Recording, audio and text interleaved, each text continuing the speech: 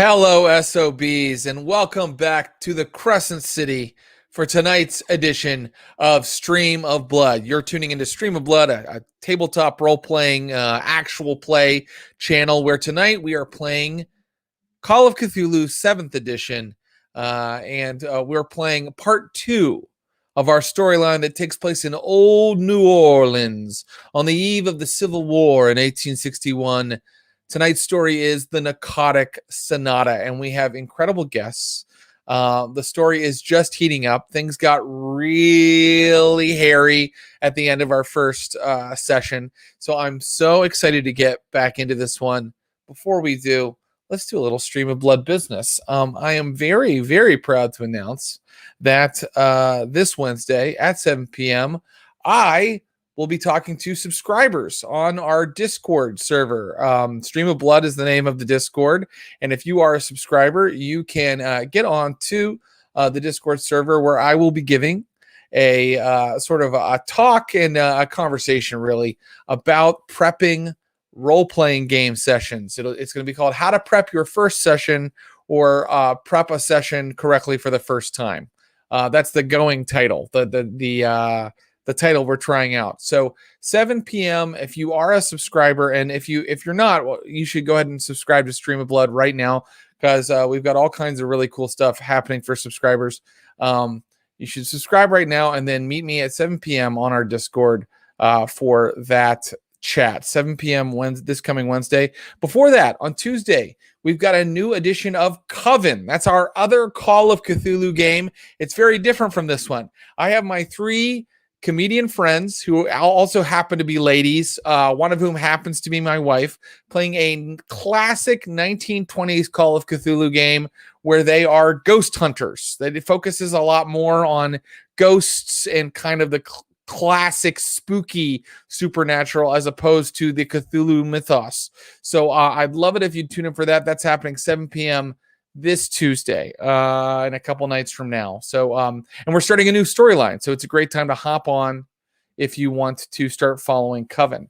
Let's see. Oh, emotes. We have emotes. I mentioned subscribing earlier. Emotes are up. We have 4 new ones on the way. There are some emotes that you can use right now.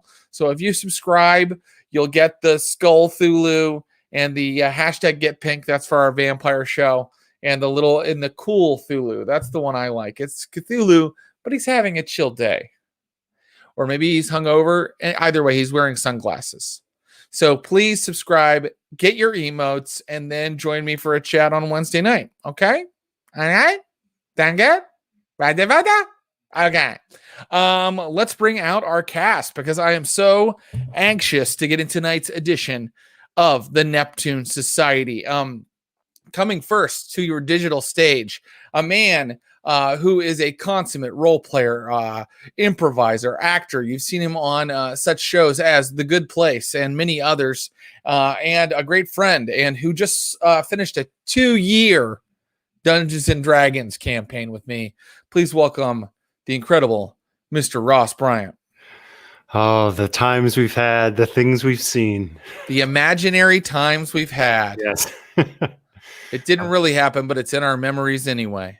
That's right. Wow. It truly, I wish I could say that I wasn't a hashtag soft boy, but at the end of that several years long campaign that you ran, I was fully crying. Yeah, I haven't really processed it yet. Like I haven't been able to like Instagram about it yet. You know, some point unexpectedly, I'm going to be like, this meant so much to me all over everywhere, because it really did. But I was about to post pictures of it also, and I was like, it's too soon. It's too soon. Too intimate. It's private. It's for us only, Ross. Yeah. My friend, you are playing a musician, kind of based on one of the founders of sort of jazz in New Orleans, all the way back in the middle of the 19th century. A scoundrel and ne'er-do-well, as well as a musician, Orlando Robicheaux, and he got into some trouble last session. Boy, how are you feeling about it? I mean, I expected something like this to happen. Yeah. you don't dabble in the eldritch and cyclopean mythos of the old ones without coming face to face with your own sanity and finding it wanting. So I think last time ended with him spiraling deeply into madness. I think he lost a ridiculous amount of sanity points all at once. That's what happens when you find out that you're patient zero for a 19th century viral hit.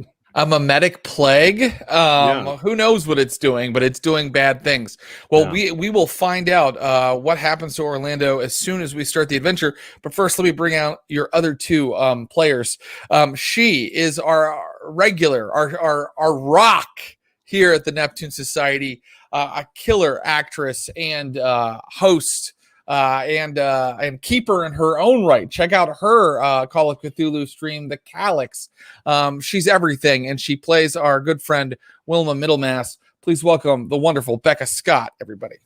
You can't get rid of me, Jared. No, and I don't want to. How are you?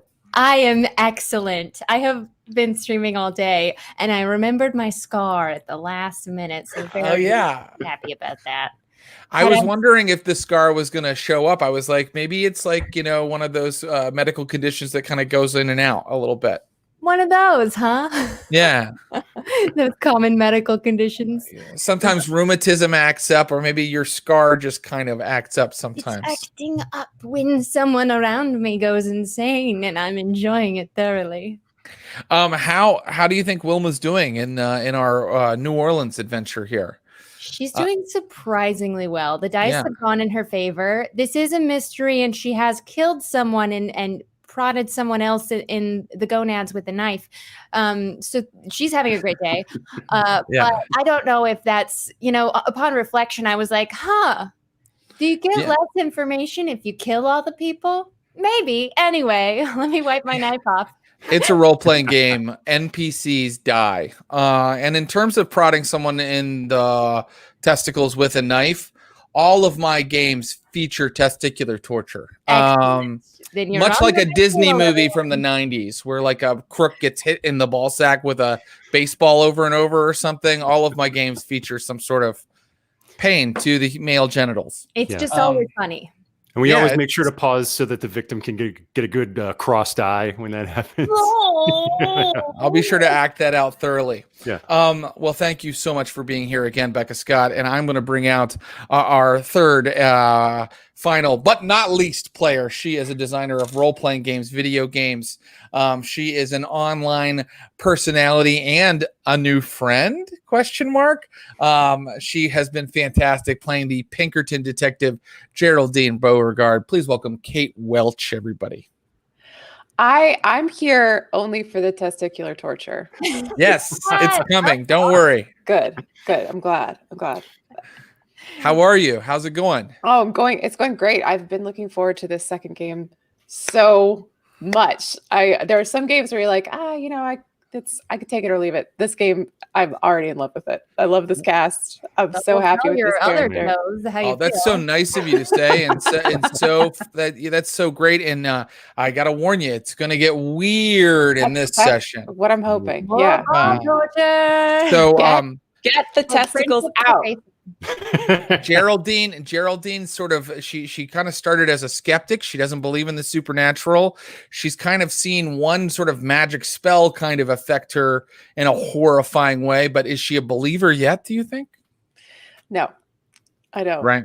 I gotta ride this Scully wave as long as I can. And if there's one thing I know about Dana Scully, it is that she has never once believed in anything despite how much evidence has been presented to her face to face. Right. So yeah, that's what Geraldine's going to be suffering from, that same malaise, I think. I think Scully always had like a good point. Like she was like, sure, there's a leech man, but that doesn't mean there's working voodoo. You know what I mean? Like that's logical, Correlation is not causation. That is the number one policy. Perfect. Yes. Thank you so much for being here, Kate Welch. Let's get started with a brief recap. Just to keep our players up to speed. It's hard when you play a lot of games. Sometimes I forget what happened game to game. So I will recap by saying thus. Miss Geraldine Beauregard was hired by the owner of the French Opera to find a missing musician. Charles Cormier, the impresario of the French Opera, had hired a musician, a famous musician named Foster Stevens, to play a concert at his venue, and that Foster Stevens was missing. It was 24 hours before the concert was to commence, and he could not be found or contacted anywhere, and there were worries that perhaps his alcoholism, his penchant for drink, had gotten him into trouble in the Crescent City, New Orleans, in the year 1861. So Geraldine set out, and she was told to contact a friend named Orlando Robicheaux, a member of the Neptune Society, who was currently entertaining a visiting friend, another close confidant of the Neptune Society, Miss Wilma-Middlemass. Together, they all quickly decided to create a mismatched team with many disparate personalities that were going to cause friction, but by God might get the job done. And they started to investigate. Long story short, in the hotel room of Foster Stevens, they found a couple things. They found some sheet music for a mysterious ditty called "O Come the Rapture." They also found a contract with a firm called Gilman Publishing to publish the song "O Come the Rapture" nationwide. And they found a horrible odor of rotting flesh throughout his hotel room, which seemed odd. Following up on the lead to Gilman Publishing, they broke in the middle of the night, as a good Call of Cthulhu investigator does. They climbed to the second floor where the offices of the owners were, and there they found one of the owners of Gilman Publishing, possibly Hosea Gilman himself, asleep at his desk. Long story short, everybody, Hosea Gilman awoke. He cast a spell on our friend Geraldine Beauregard, but it went horribly awry, and both she and him started bleeding from their brains and mouths and every orifice. There was a lot of knife play. And Geraldine Beauregard realized that there was a secret passage behind one of the filing cabinets.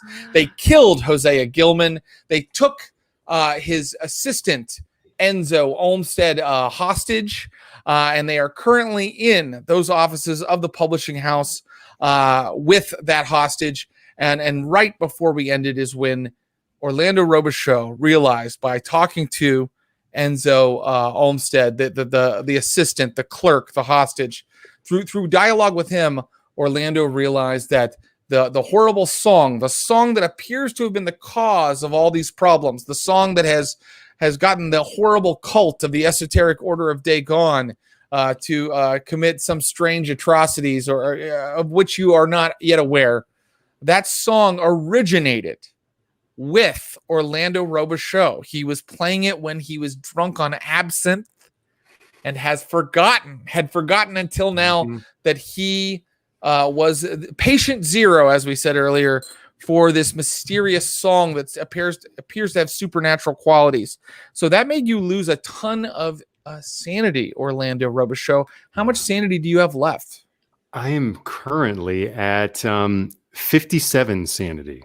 Okay, so you're not in the toilet yet. You still have more than half of the possible sanity points left. Yeah. But I must inform you that according to the rules of Call of Cthulhu 7th edition, Chaosium Games, buy it at a game store near you. You have lost 1/5 or more of your sanity in one game day, and are therefore indefinitely insane. Right. So you must go through a bout of madness where I have partial control of your character. And it says I can edit one of the backstory entries on Orlando's sheet. So under phobias and manias, please write melomania, obsession with music.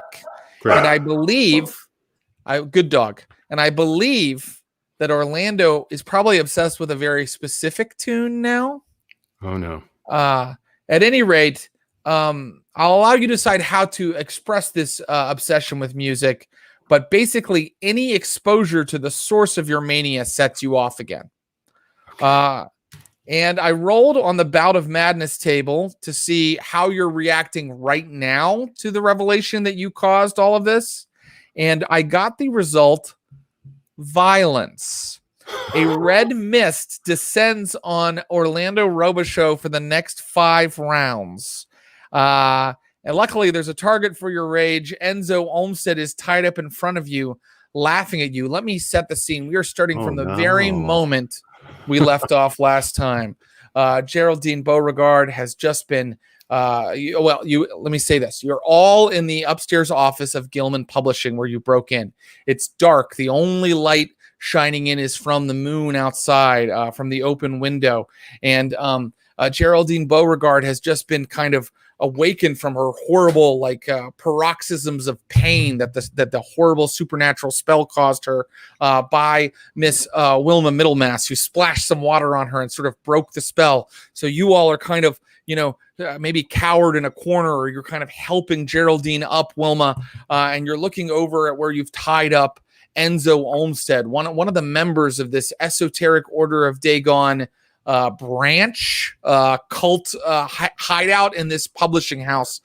He kind of came up the stairs to try to ambush you while you were dealing with Hosea Gilman, and you guys got the jump on him instead. Orlando, you are standing over our friend Enzo Olmsted, who's been telling you that the plan is to publish the song "O Come the Rapture" so that it plays in every parlor and every home in all of America.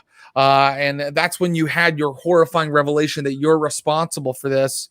And for the next 5 rounds, Orlando, you, my friend, are going to be violent in some way. That is the result that I rolled. And so I am going to begin with you, if you don't mind. Okay. I am going to begin with you, and then I'll let the others react or do things but let me have everybody's decks again really quick. What's yours, Orlando? It is 80. 80, right. You went first anyway. Wilma Middlemass, what's yours again? 70, and I think Kate's the same. Mm-hmm. Yes, that's right. Okay. Okay. So you're all there in that top floor of the publishing house. The moon is shining in, and Orlando suddenly gets a strange look in his eyes as he stands over your hostage. Orlando, what would you like to do? Okay. I think we'd sort of left with him raving for a second, gibbering and raving. But I think maybe this is a moment where it all comes crashing down, and suddenly a silence descends upon him, and he just kind of walks over to the knife still out, walks over to Enzo. It's like, while holding it up, it's like, all my life I've sworn and attempted to be an acolyte of the muses, and you have perverted them all. Do not you know?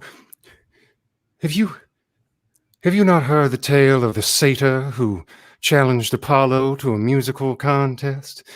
And when Marsyas lost that contest, he was forced to repay as the god demanded. And Orlando makes a slit on Enzo's neck and starts to just cut his clothes away up to the down to the ropes, and then go back to the skin, and is like, do not you know what Apollo did to those that would pervert the muse to terrible ends? Why, he flayed him alive. And that's just what I'm going to do to you. Just like a jackrabbit at hunting time. No, you can't do this to me. I haven't yet gone through the change. You can't rob me of my time. I'm sacrificing your skin to polyhymnia. And then I just keep going, I guess. Okay, so that horrifying monologue and the beginnings of a skin removal operation are Orlando's action. I'm going to go with Geraldine Beauregard. Geraldine, what would you like to do in this situation?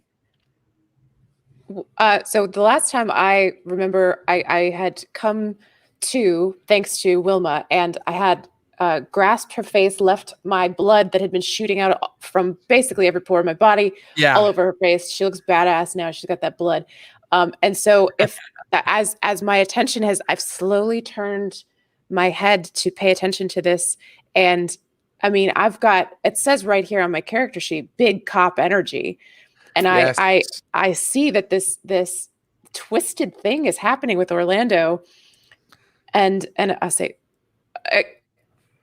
excuse, Mr. Robicheaux, this is not how we treat individuals who are potentially suspects in a crime. What has taken over you? And I look back and forth between Orlando and Wilma, like, what the hell kind of situation have I just gotten myself into? Mm-hmm. Great. Orlando. Thanks. Yeah. Well, no, I mean, I think that I'm trying to decide whether to let you roll, and I'm not going to make you roll anything yet. I think that we're just keep it like you've said that to him. Let's see how he reacts. Okay. Wilma-Middlemass, your action. Right. Well, I believe that I will wait until Geraldine sees whether she gets a reaction from Mr. Robicheaux. And if not, I am already on the ground beneath the desk where I have twisted the tip of my knife just playfully into the gonads of this gentleman. And this is a step too far. So I'm actually going to take him out from the knees with just a hug around the knees that sort of whips him off his feet for Robicheaux. So you're gonna possibly kind of hold your action, and if Orlando doesn't react in a sane way, you're gonna pull Enzo away. Is that right? Yes, but my expectation is he will not.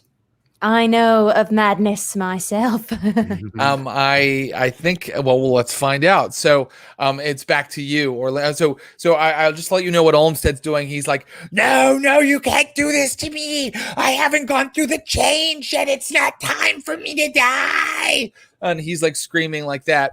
Orlando, you can try to end your violent haze of murder right now if you'd like. I would like to see is there a role where I can find out if Geraldine's sober command got through to me? Sure. I think that you can just roll your, let's call it your sanity. Try to roll under your sanity. You have 57 still intact. Possibly you could kind of take control of yourself. I rolled a 16. Oh, very well done. So, you may stop now if you wish. Is that what you do? As much as so it's like just like a. I think I'll turn to Geraldine. It's like, fair. Oh, I've sought to be an Apollonian, and have found myself behaving in a manner more fitting of a satyr. And then I move over by Enzo's ear with my knife, just kind of close to his arm where I made the first cut. I'm like, is not the body itself not unlike a musical instrument? Ah, what strange tones may burst forth when we know what strings to pluck. And I just give him a little jab. And then I walk away back to Geraldine, just like, beautiful. That was a nice note he'd hit. Well, was that a true jab, or was that just a kind of a little kind of poke? Look, I think she got control of me enough to temper it. I'll just, that's my little period on it, and I'll walk away to like, okay, yes, collect myself. Great. Then we will end any sort of combat round situation, because you have now gotten control of yourself. But I will tell you that you are indefinitely insane, not temporarily. So for the rest of the scenario, and I don't mean the rest of tonight's session, I mean the scenario. If you lose even 1 point of sanity, you will be subject to another bout of madness. And so what we've established is either obsession with music or violence will come out of poor Orlando Robicheaux. So could be worse. Glorious. It could be worse. It could be worse. Ladies and gentlemen, you have a hostage. Geraldine, in the last session, you discovered a strange portion of the wall where it looked like the filing cabinet had been moved. You have various contracts and documents in your possession. Let me know what you'd like to do next. So at the core of this, I have been hired to find Foster Stevens, a missing musician. I have uncovered far more than what I have bargained for, but at the end of the day, whatever kind of psychological madness, ravings, anything that seems to indicate a cult or this order is nonsensical to me and frankly impertinent to the investigation. And so I turn to Enzo. I've got my eye on Orlando, excuse me, and I turn to Enzo and I say, we don't wish to cause you any further harm, and your change sounds very important to you, so we'd love to get you on your way. We are investigating a missing person, a Foster Stevens. Once we're able to identify where we can find this man, where his location currently is, we can allow you to go about whatever it is your business takes you. Please, do you know where this man is? Missing, is he? Well, then it looks as if our patrons may have taken the first part of their payment. Again, I appreciate whatever sort of mental situation you find yourself in, and I do know that these kinds of things can be very difficult, but if we could just keep ourselves rooted directly in the present moment, in the earth. I've still got blood like trailing down my face and down my hands. If we could just stay on topic, I'm sure we can find you a nice doctor, get you a solid leeching, whatever it is you need. But please just let me know where we might be able to find Mr. Stevens. I want nothing from you. The blood of Dagon does not flow through your veins, and so I will say nothing to you. Release me. It is my destiny to return to the beautiful halls of Galilanathe. Return? You've been there before? My soul has been there. I've Yeah, walked right. it You in said you haven't dreams. even been accepted. You're pathetic. Nothing. I stand up and I find my top hat, which I lost somewhere in this scuffle. And I want to get my knife out of the neck of the dead guy or chest of the dead guy on the ground and wipe it off on the dead guy's clothes before putting it back. It's the one that goes in my back. Beautiful. Yes. You find your knife. You get properly accessorized once again, and then also sort of like cut down his self-worth. I think you did it. He's kind of like, when you say that to him, he does seem like kind of a sniveling helper type, and not much. He doesn't really hold a lot of authority in the way he speaks. One has touched my face. Yes, in another chapter of the Order of Dagon. Yes, and they did nothing to me because they saw my power. Now tell us where we might find victims, sacrifices. Or do you know nothing? The old ones, they take them away. That's the deal that we made. 600 souls for a Shoggoth. Yes. And payment has already begun. I suspect that the old ones have already taken away Stevens. Surely there's a drop-off location of some sort? Where? Oh, you don't have to take the victims anywhere. No, the old ones come to you. You send them a signal. Right. Sing a song or what have you. So it would seem that Mr. Stevens is no longer in the realm of the living. Yes, well, I'm less interested in the bounty and more in stopping the sacrifice of 600 individuals. Yes, indeed. And what of Mr. Alvaro? Yes, just to fill any viewers in, Edwin Alvaro, another person who was part of the chain of this musical composition. Orlando played it for him when Orlando was very drunk on absinthe. Alvaro's song was maybe stolen or sort of bought by Foster Stevens. You're not sure which. And then Foster Stevens was the one who finally made it into a proper composition and sold it to these people. Well, it seems if this negotiation would be made and so many souls sold, then, Mr. Robicheaux, you should at least get some sort of bounty on that. Indeed. Indeed, there should be a bounty and some sort of payment.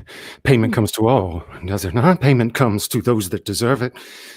And indeed, it would seem that there is some deserving.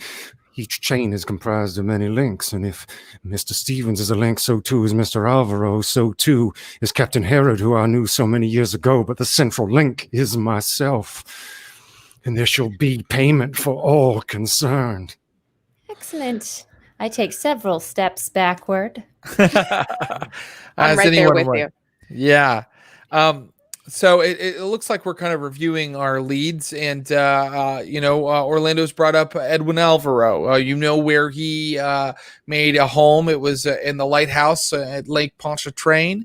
But there are still areas in here, if you desire, that you could kind of look into. Namely, Miss Beauregard's noticing the possible passage behind the filing cabinets. Yes. Well, I won't be turning my back to you, Mr. Robicheaux. So perhaps you'd like to go first into the filing cabinet hole. One need only invite me into a hole once, and then noted. Ross apologizes. Right. Orlando feels no shame, and he strides into the secret hole. So what Miss Beauregard noticed, and she has communicated to you all, we can assume, is that the filing cabinet looks like it's been moved several times. There are scratches on the wall, differences in the dust levels in that area. A little bit of detective work spotted that, and also a critical spot hidden roll. So you see that you can push that cabinet back, Orlando, and if and when you do, you see that there's a door that's kind of like smaller than the filing cabinet, so you have to kind of duck down to go through it. Okay, a wooden door. I try the handle. It opens without much trouble, and you were looking into kind of a little bit of a crawl space or attic type space in this building. And inside, do you have any light source? Because the moonlight isn't quite stretching now. Last time I had my matches, so I think I'll just light one and hold it into the darkness. The first thing that greets you is the stench of rotting flesh. Oh, too familiar. A very familiar smell from Foster Stevens' room. Inside, directly opposite you on the far wall, there is an altar. Above the altar, there is a blank wooden wall, sort of the far end of the building as far as the building stretches. But onto that wooden wall is painted the symbol of the Order of Dagon, the pyramid with the eye or mouth within it. Yes, there it is, painted there. There on either side of you, to the left and to the right. To the left, a bookcase with a few old moldering tomes, and to the right, a sort of a hanging situation with several robes and headwear, kind of laying to the right of you. And I will let you in on a secret if you give me a spot hidden roll, Orlando Robicheaux. Okay. While he rolls, I go to the hangings and I don a robe and a hat. Very good. Very, very good. Wilma, go ahead. Oh, I made my spot hidden. Oh, very good. Orlando Robicheaux, you notice on the far wall where the symbol of Dagon has been drawn in red paint, you notice that there's like light seeping through cracks, like bright white light seeping through cracks that seem to indicate kind of a rough kind of portal or maybe another door through that wall. And Wilma, you go in and you start going through the clothing, and you don a white robe of the Esoteric Order of Dagon. You have to And be then white. what's that? Go on. Would you like to? You don't have to put it on if you. Oh no, I do want to put it on. I just don't want it to be white, but it's okay. Oh, it is white, and then it also has there is a mitre, or like a weird kind of headgear that they wear, and this is like partially made of like a weird gold jewelry that kind of connects to the hat. It's almost like a crown. Ooh, well, that sounds cool. Yes, I put these items on, and I hold up another cloak for Geraldine. I have my 1851 Colt revolver, my old study, and I'm following behind both Orlando and Wilma, and I've got my other hand has a handkerchief pressed to my face, which is partially mopping up the blood that was running out of my eyes, but also keeping me from trying to smell this rotting flesh. Even though I have one of my traits is a sterner stuff, so the gore, the idea of a dead body doesn't upset me, but just like the smell, I'm just too fussy for it. So I'm not necessarily afraid of it, but I am very, and I see this proffered robe from Too Wilma. much for you. I'm no stranger to the smell of death, but it doesn't mean I have to like it. And You'll grow to like it in time. I'm not sure I will.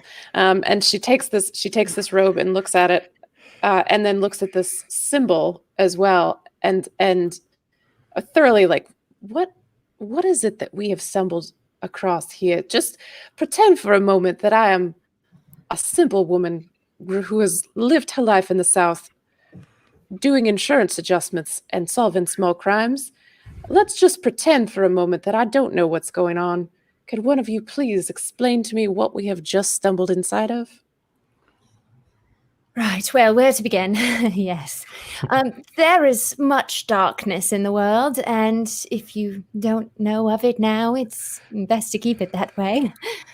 But I guess that's not an option anymore, is it? No, Orlando? Count yourself among the fortunate that you do not yet possess the knowledge that is enclosed, uninvited, into this mind of mine. Would that I could purge it away. I would do so, and have many evenings in a dance with the green spirit of my choice. But there is no purgative that can withdraw it from where it holds its court within my brow. So much to say that what you have read in all your holy books is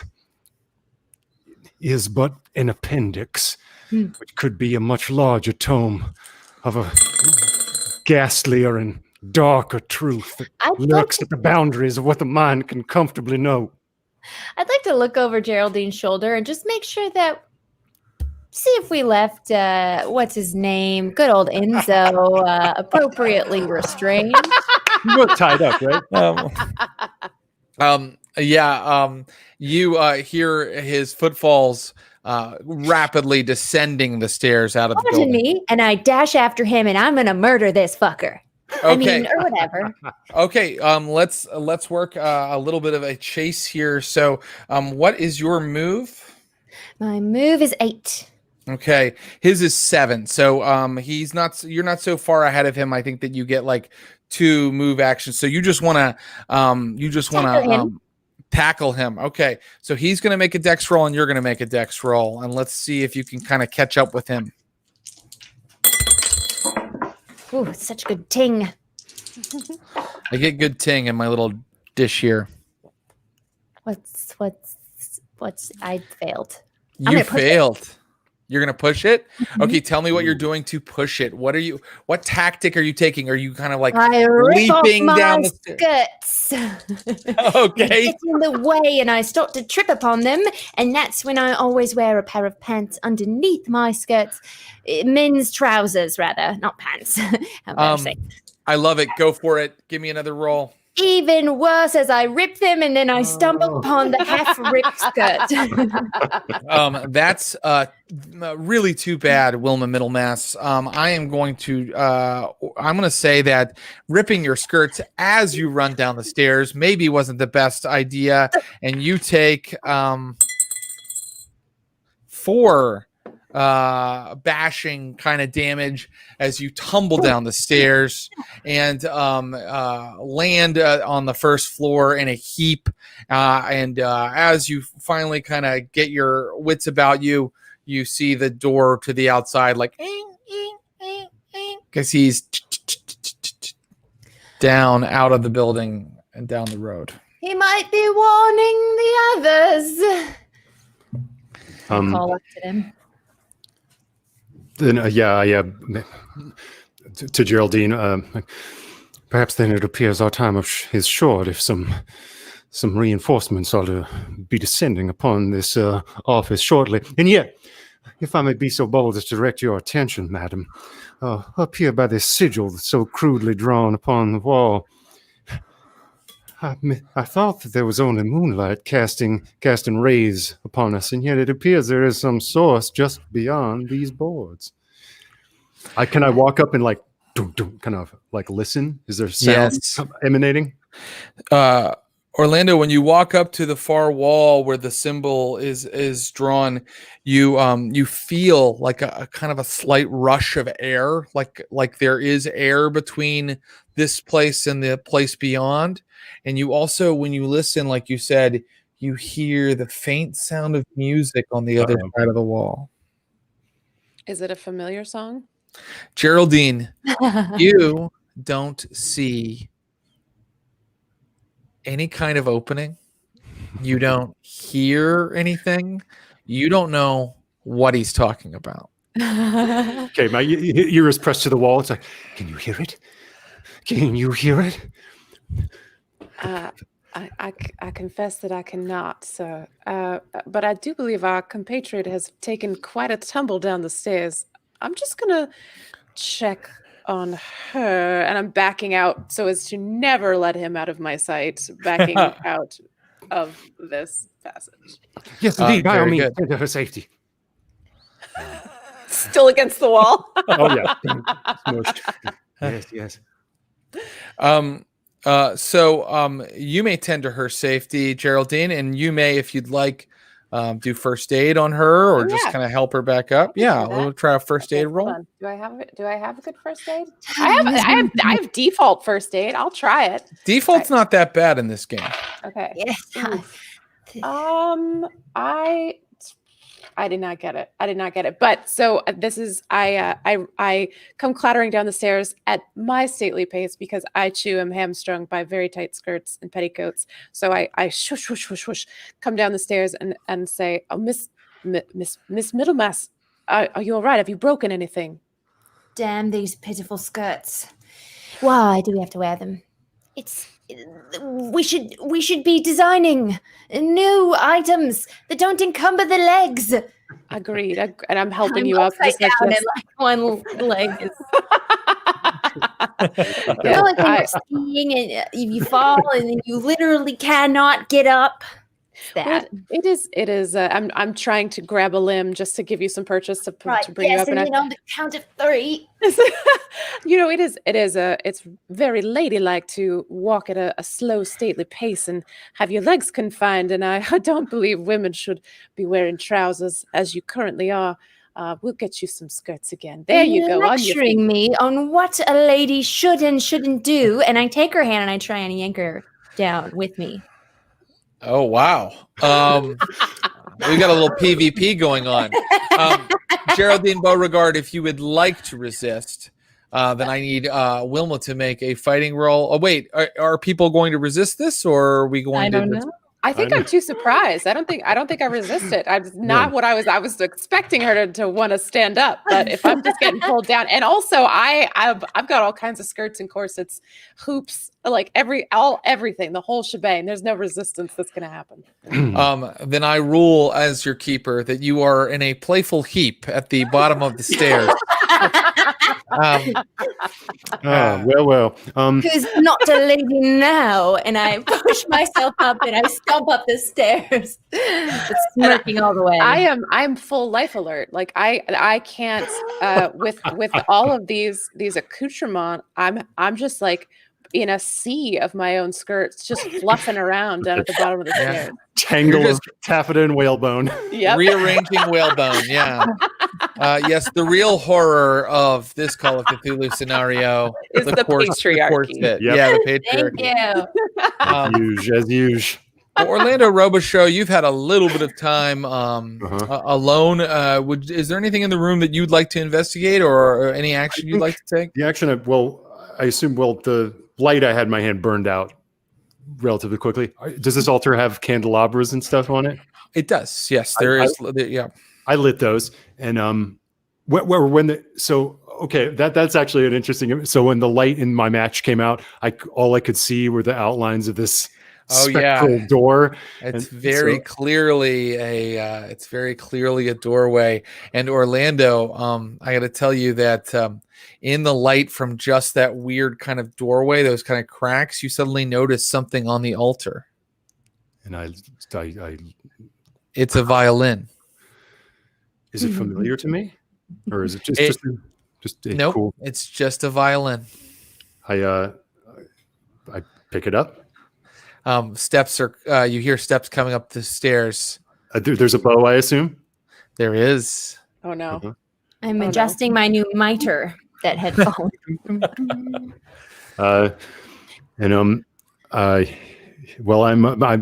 It's a quality of my madness that I'm obsessed with music, right? It is. Yes, you're obsessed. Maybe with a specific tune. Mm-hmm. One that I'm maybe hearing faintly through the cracks in this portal. Maybe. Yes, Maybe. as I walk up, whenever that is, I'm going to try to snatch this violin. Oh, okay. Here I'm we go. Get underneath the callus on my chin and just. He got a little time alone. Let's see how quickly you get up the stairs. Give me a dex roll, Wilma Middlemass. Geraldine, how quickly do you adjust your whalebone? Give me a dex roll. And Orlando Robicheaux. Okay, so let me find out.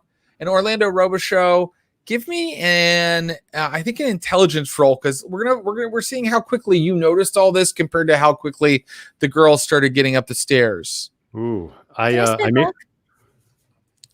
maybe. Let's see. I made my intelligence roll extreme. Okay, Orlando, you made an extreme success. Okay, and yes, Miss Middlemass, what did you want to spend some luck? I do. Okay, you can do that, and that'll give you a flat success, right? Mm-hmm. Okay, great. And Miss Beauregard, how did you do on your dexterity roll? I have successfully navigated the web of clothing that is the 1800s. Yes, and you are now, if you'd like, headed up the stairs behind Miss Middlemass. And but I gotta say, Orlando's extreme success means that if he'd like, he may indulge his madness. How can I not? It's as though when it comes into my hands, my senses are somehow quickened. I hear them charging up the stairs, but what I'd really like to hear is draw the bow across the strings and just a big like flourish, and then to the best of my memory, the "O Come the Rapture" begins to spill out of the violin. It does spill out of the violin, and you are playing it correctly, but just to see to what degree it is effective in your playing, could you please give me a music roll, your art craft music? And so Wilma Middlemass and Beauregard, you get done with your little exchange where each of you calls each other out, and as you are kind of heading up the stairs and kind of chummily, suddenly you hear strands of violin begin to play, and you start hurrying. Oh my God, what's he doing? Are you too late? What's going to happen? And Orlando, how did that music roll go? My music skill is pretty dang high, but I failed it.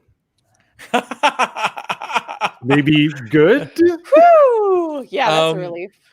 I think that it is maybe good, but it's not that good because here's what happens. You play it, you're playing it, and you're still kind of finding it though. You don't remember it. You sort of composed it when you were drunk, so you're playing it.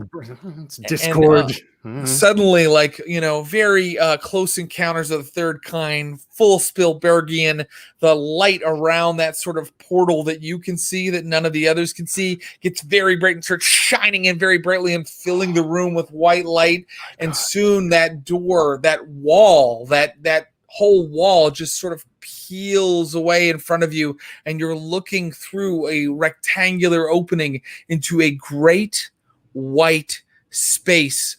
But even stranger, when Beauregard and Middlemass reach the top of the stairs and move through the secret passage, they too see a white space beyond the far wall. And no sanity rolls necessary for just seeing a door, but Beauregard, you are certain there was nothing there before. Now, this is very strange, Miss Middlemass. This was not here before. Mr. Robicheaux, what happened? Madame Beauregard, there is much strange in this world, and accepting it will only make things easier on you. And I imagine that Robicheaux is like so entranced by his own music. His eyes are closed. And so I gently just grab the bow and the end of the violin and slowly pull them away. He can allow you to do that, or he can take an action. What do you think? Take action against it. What do you think, Orlando? I think I would be. It seems that if I'm like, what the, I would push against that. Very good. Try to fight back. Yeah, Mr. I think No. Remember the sanity you used to have? You want to reverse course of all the people you've set for destruction. Do you remember? Mm-hmm. Yes. Am I rolling something? Well, I don't know. Yeah, I like. I think the jerking it away. I'm like, what? But her speech, like, oh, yeah, yes. Persuade is, if I should, is a thing I'd like to do. Well, why don't you give me that persuade roll? Yes, let's let the dice decide. No.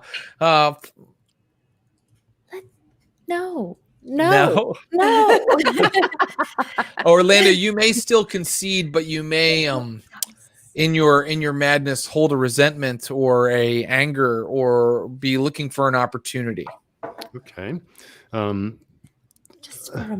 Well, I'm just going to take these for now. You can have them back later after we've stopped the insanity you've caused. Can I help with Miss Middlemass's effort at all? Is that a thing in Call of Cthulhu? Absolutely.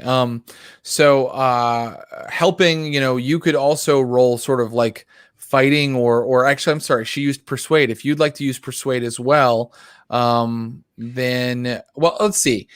Normally it would give you like a bonus die, like someone helped you and they succeeded, so you get a bonus die in your roll, but she's already rolled and failed. So okay. You can also roll if you'd like, Geraldine. That would work. You can also, I have no kind of persuasion, but I am a good brawler.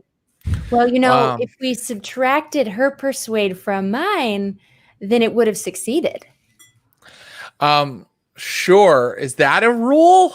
If you team up, well, like for a strength test, if two people are lifting a heavy object and they each have a strength of 50 and 60, then you subtract the strength of the object, the weaker person's strength from that of the object, and then the person rolls for the new number.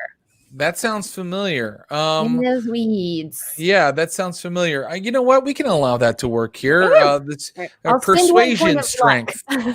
Yeah, no need. I think that's a good argument. So together, you both sort of talk him down. So because Geraldine's persuasion helped you, Wilma Middlemass, you talk down Mr. Robicheaux, and you get the violin from him. Now several minutes have passed, and you did see a man run out and look for, maybe run out to, as you said, maybe to get assistance. So let me know what you'd like to do next. Is the portal still visible? Fully? Oh, very visible. In fact, all of you can like hear it, like kind of I have an idea. Like there's air moving through If it. it involves walking through that portal, I cannot say that that is an idea that I can endorse, Miss Middlemas. Well, perhaps we take the corpse in the other room, we drag it in, just stick its head through, then pull it back and see what it does. Experimentation. I do appreciate the scientific nature of your approach. Excellent. I run to start dragging the body. Okay, great. You drag it up to the white space before you, and truly, Wilma-Middlemass, when you look past this portal into the space beyond, it is a huge, featureless white void. And now that you are looking at something that truly can't exist, and you realize that it's not just bright light shining on you, it's like beyond this is a void of kind of whiteness. You must give me a sanity roll. Oh boy. Right. Oh It boy. looks so peaceful there. Sort Perhaps of if I just put a hand in and then... Oh no. space into which a soul might fly. Indeed. Yes, No, not today. Not today. Yes, I'm fine. You're okay? I'm fine. Okay. Yes. Zero sanity is lost. Then you're not quite sure what the strange optical illusion in effect here is. But if you'd like, you may push the body of Hosea Gilman into the space. It's not real. They taught me on the farm. It's not real unless I want it to be real. Yeah, I'm going to push him halfway in. I want a limb still sticking out so we can pull it back and see if he's still intact. Okay, yeah. You push him in, and oddly enough, like he sort of like you can't quite get the angle of like what he's like laying on when you push him in. Like he sort of seems at more of like a 45-degree angle, but there's no ramp or incline there. He just sort of kind of pushes up into the space where his body kind of holds frozen there. Sorry, eyes closed. He's dead. You could die with your eyes open. You could, but this gentleman had the forethought to close his. Good. So there it is. The body stands there before you in the white space, Just suspended in the sort of suspended in the space. Yes. Right. Well, this doesn't let me make any decisions, Mr. Robicheaux. How like a scientific endeavor where one question leads not to an answer, but to more questions. Indeed. Can it be that it is into this realm that these proclaimed 600 souls ought to go? What of little Olmsted, who we heard making good his escape? Perhaps we should run and hide somewhere nearby and see who enters the building. Or perhaps we should seek out those who have already heard the tune, so that they cannot do as I have done and spread it to others. This song, it spreads like cholera, like typhoid. We must break the chain. I believe that this is a great deal of pish and tosh, and I want to walk directly into this white portal just to prove my point. Okay. Geraldine pushes past the two of you as you argue and reason with each other. And Geraldine, as your foot crosses the threshold, I need you to make a hard power roll. Ooh, hard power. Yes, so that's Oh, no. half your normal power. Right. Yeah. No, definitely not. Okay. All this means is that you lose a D10 of magic points as you cross through, and in your case, that is 2. Okay. 2 magic points, and suddenly, you guys are staring, and Geraldine has crossed the threshold, and she's not directly inside the door, like standing, like she can move right back in. Suddenly, she's sort of suspended in the space, yards ahead of you, kind of floating up in this sort of uncanny space. And from Miss Geraldine Beauregard, I do need a sanity roll from you for this space now. Please give me that sanity roll. Oh yeah, passage is fine. Very good. You still lose, now that you've truly entered the white space, a D3 of sanity. In your case, that will be 2. And I can tell you that you are able, just before you kind of feel suspended, you kind of are able to turn around, Geraldine. And you now are looking at like an endless, empty white void, and floating in the middle of it, a little black door. And through that black door, you see Orlando and Middlemass staring at you out in this void.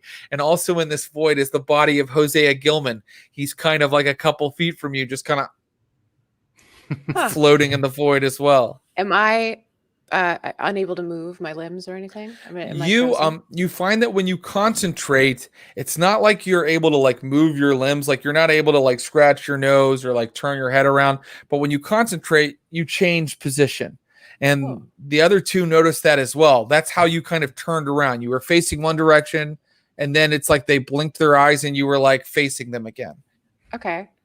And is there anything else to see, like as I slowly revolve in this suspended state? Are there any other things to see here? There are no other things to see. That is perhaps what caused the horrifying loss of 2 sanity points. 2 sanity points. Yes, okay. you are completely immersed in this whiteness. If so I call to her, can she hear me? Miss. Yes. What are you saying? What do you feel in there? And so you hear it, Beauregard, but it sounds more like, "What do you feel in there?" Your voice comes to me. Can they hear me if I speak? They can, yes, and it does seem like like you're talking into a fan, but they can't hear you. That's cool. Your voice comes back to me through some kind of bizarre filter. I see nothing here except just whiteness, and I feel something is gone, but there is no great danger here, but there's nothing else. And I'm going to try to reach my hand toward that black portal in the hopes that one of them will grab me and pull me back out. Okay, I reach out and see if I can take her hand. Okay, so I hold on to Orlando's other arm grab to brace it. I set down the violin. Your hand moves. Your hand, like I said, like instantaneously, your arm is out, Geraldine, but you're not quite moving back toward the doorway. So let me know what you would like to try. And the others, of course, can jump in at some point if they want to try something. Sure. But you're not moving back. Geraldine, use your power. My power. I power, woman. I use my power. I reach for my silver-tipped cane that was gifted to me by Alan Pinkerton himself, and I use that to try to get 3 more feet or so of length, pushing out toward the door, this portal. Interesting. Okay, so as you guys are watching again, it's like you blink and her cane is in her hands, and then you blink again and her cane is like reaching out to you and holding that object of power. I will allow you to make a power roll, Geraldine. Regular? Yes, please. Come on. Oh yeah, I made that well under half. She falls on top of you as she comes back through the doorway. And there's another pile of taffeta ends. Legs, arms, everywhere. Great. As a student of science, I must ask, did time pass any differently for you? How long did you perceive that I was gone? It was only a matter of seconds. Same. Orlando Robicheaux, the tune that you hear floating through the air out of this portal has changed in tempo. Has it picked up or slowed down? It has picked up. Oh, do you not hear? Do we hear? You guys do not hear this music that he's hearing, but I can tell you that you can make listen rolls. Yeah. I don't need to listen to know that we should run. I do need to listen to know that we should run, and I'm still not hearing anything, and I am just obnoxiously cleaving to the idea that Orlando is simply misguided mentally, and so I'm like that there's no sounds coming from this strange portal, which I can only assume is some sort of child's prank. That is only because you have not listened.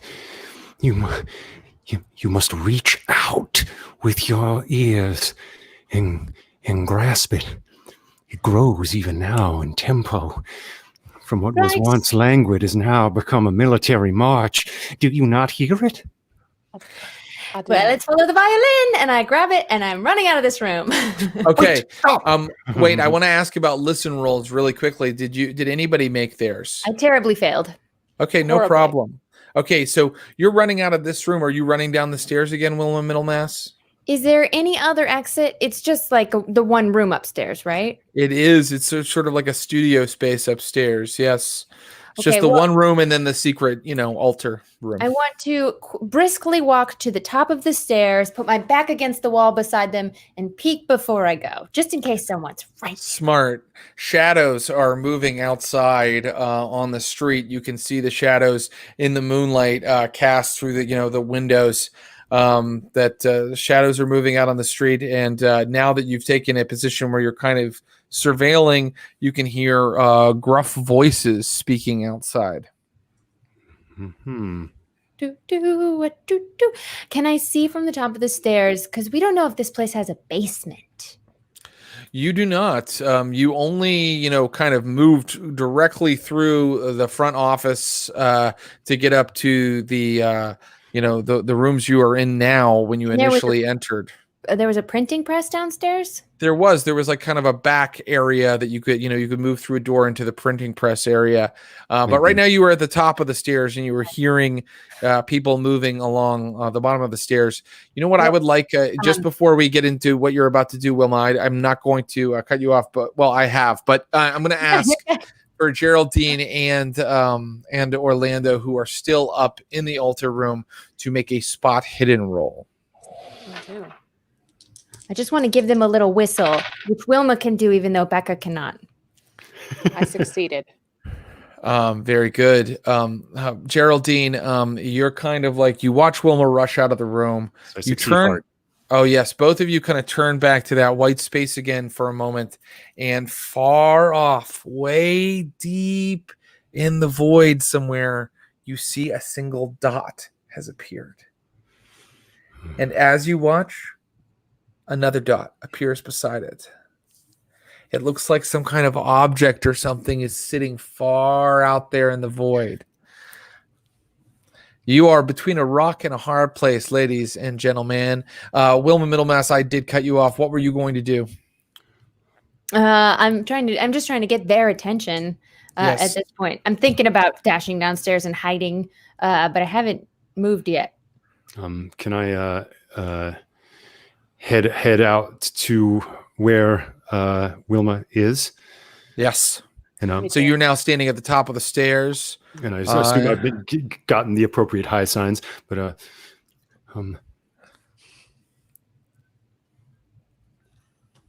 yes, I believe I follow.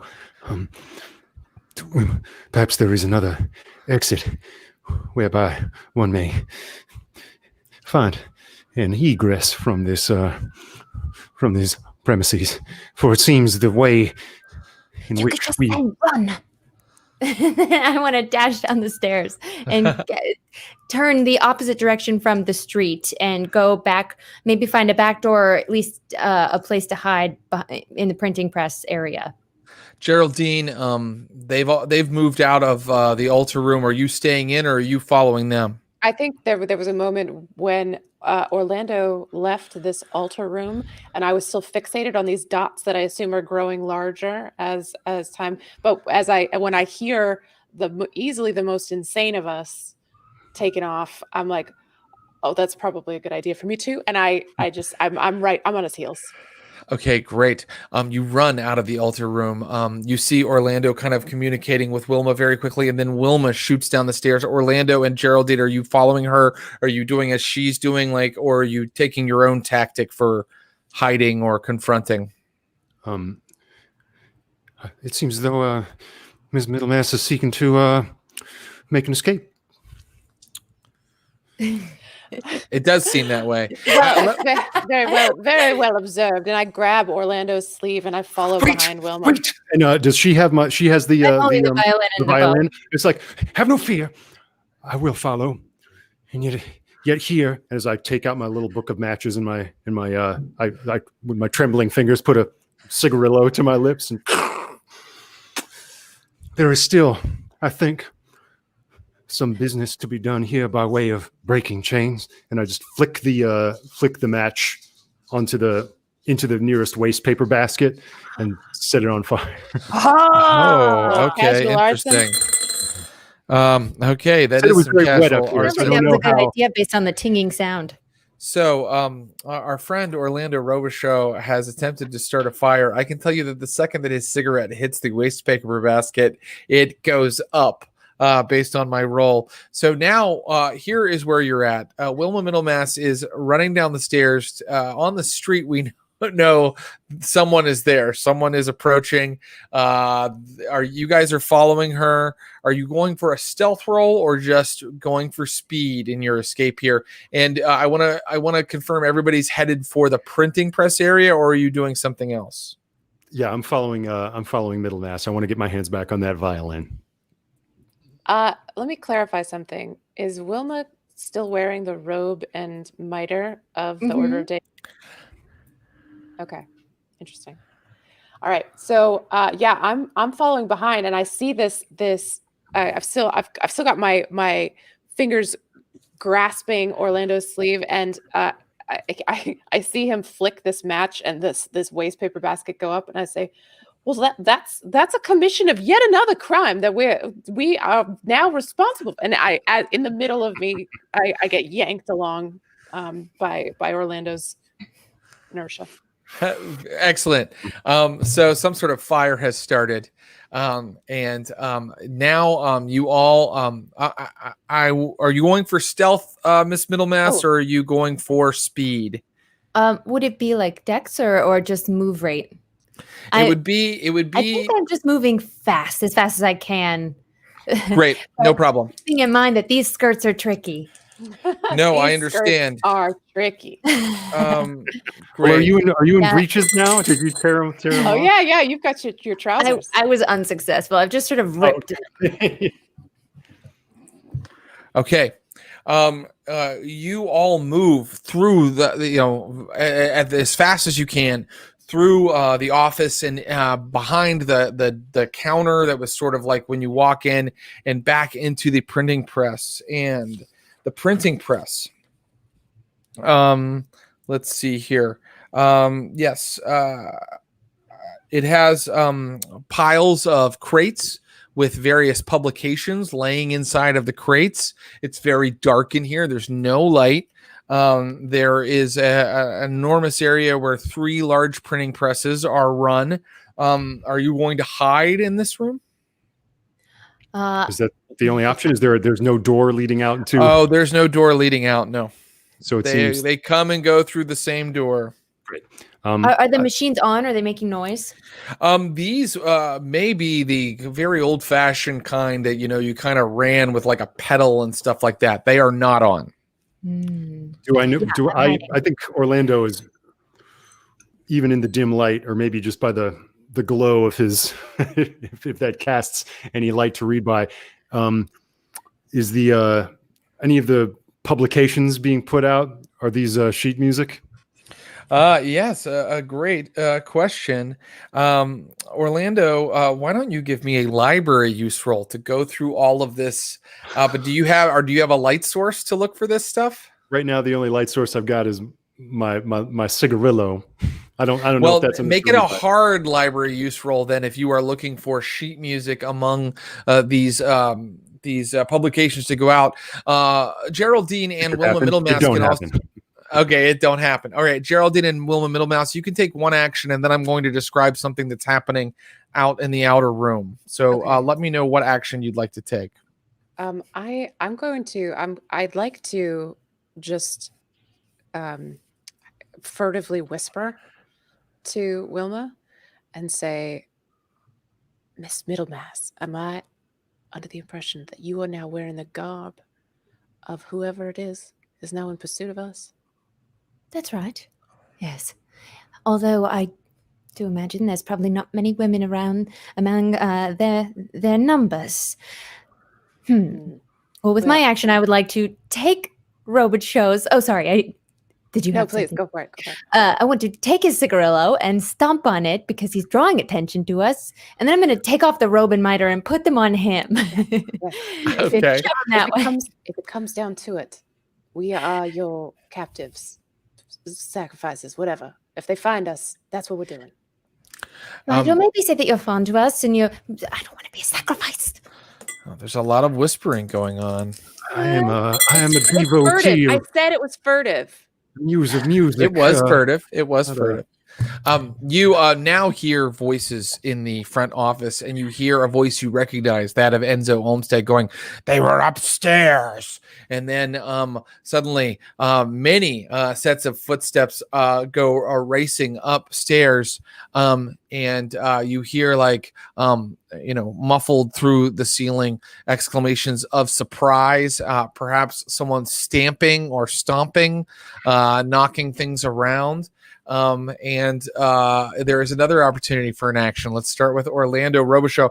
Orlando, in the moment that you had a light before Wilma put out your cigarillo, you noticed a publication called "Learn to Swim Long Distance," a pamphlet that had strange instructions on swimming into deep ocean waters.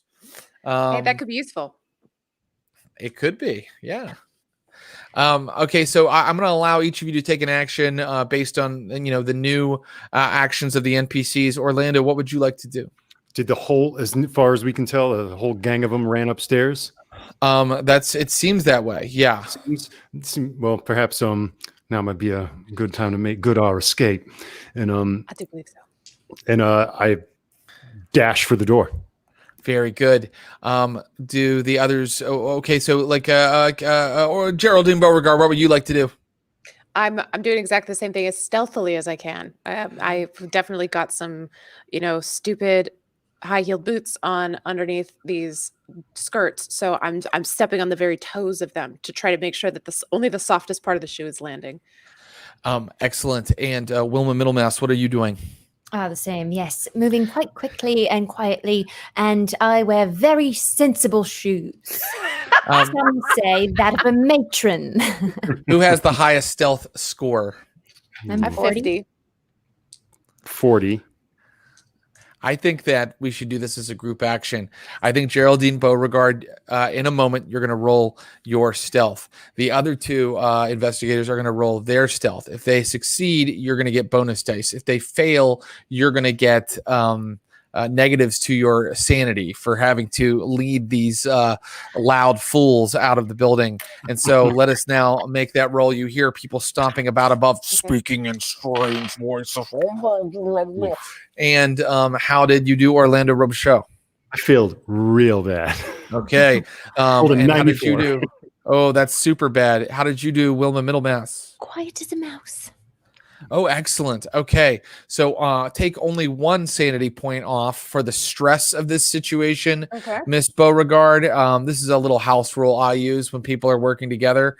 And then would you please tell me how you did on your stealth roll? Yeah, I did not an extreme success, but a hard success.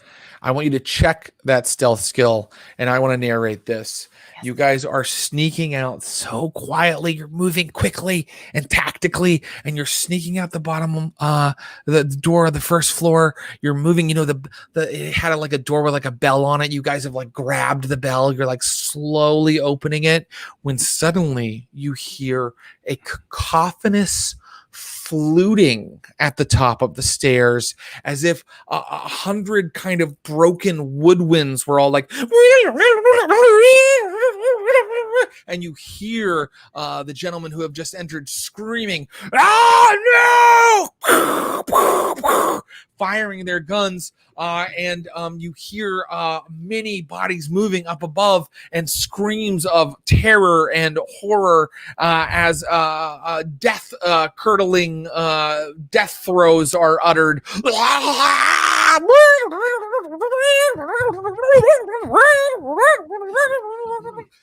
Does this exposure to music have an effect on What do we call it? Music?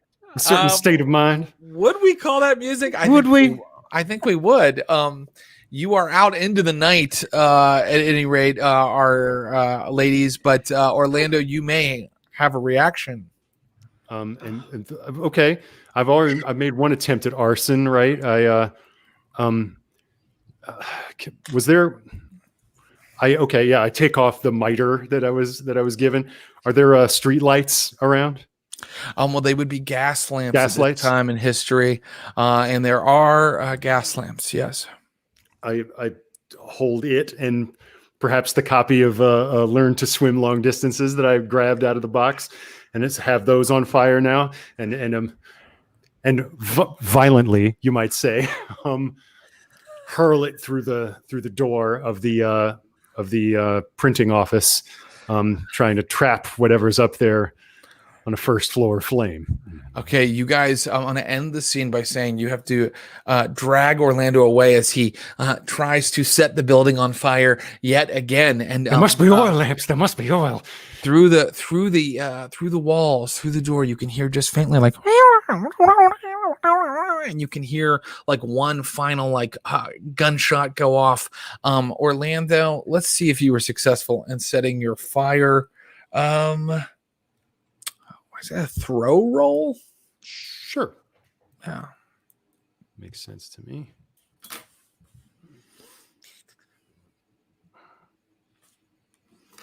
Oh, I don't think I made that. No. Would you like to push, or would you like to let the ladies drag you off into the night? My skill is so low. But that feels like Ross Bryant, the player, wanted to succeed, and Orlando wants to try again. I'll push it. Okay. And I fail worse. So when you push and a roll fails, something horrible happens. I'm going to rule that Wilma and Geraldine, if they'd like, run on. They don't have to see what's about to happen. So I want their answers to that first. You can't drag Orlando away. He's insisting on setting this building on fire. He's The violin, right? We must break the chain. We must break the chain. Yeah. But Okay, I've made this mistake before, and you must run when it's time to run. Come, Geraldine, and all music will be perverted if the chain is not broken. As insane as Orlando is, Geraldine can't just leave him to whatever dark fate. He's clearly disturbed, and so even if as Wilma is encouraging her to go, she's got Orlando by the bicep, and she's trying so hard to drag basically a statue of a person. She's like, "No, sir, come now. This is not the time. This is not the way." and that's why all of you see it. remind me to teach you to throw. You see something moving down the stairs. It's you see it through the window. You see it through the haze of smoke that Orlando's created. It's not quite clear to you. Its body doesn't make sense. It's sort of this rolling, intersecting, like clump of limbs reaching over each other with strange flapping wings and articulated eyes. You see this creature moving down the stairs towards you, and yes, from the top of its head, the ululating, is that a word? Piping meets your ears, and everyone must make a sanity roll. I'll say. Yes. Oh, and by the way, with it dripping beneath it. What does it mean to make a sanity roll when I'm currently insane? That actually, Ross, I'm sorry, I shouldn't have said everybody, because you do not have to make a sanity roll. Actually you do, because you're not in your current like bout of madness. Okay. You've moved on to underlying madness, so you do. And as I said, if you lose 1 point, something your madness kind of comes back in a big way. Not that it needs to. It's been asserting itself the whole time. Yeah. So can you use luck against insanity rolls?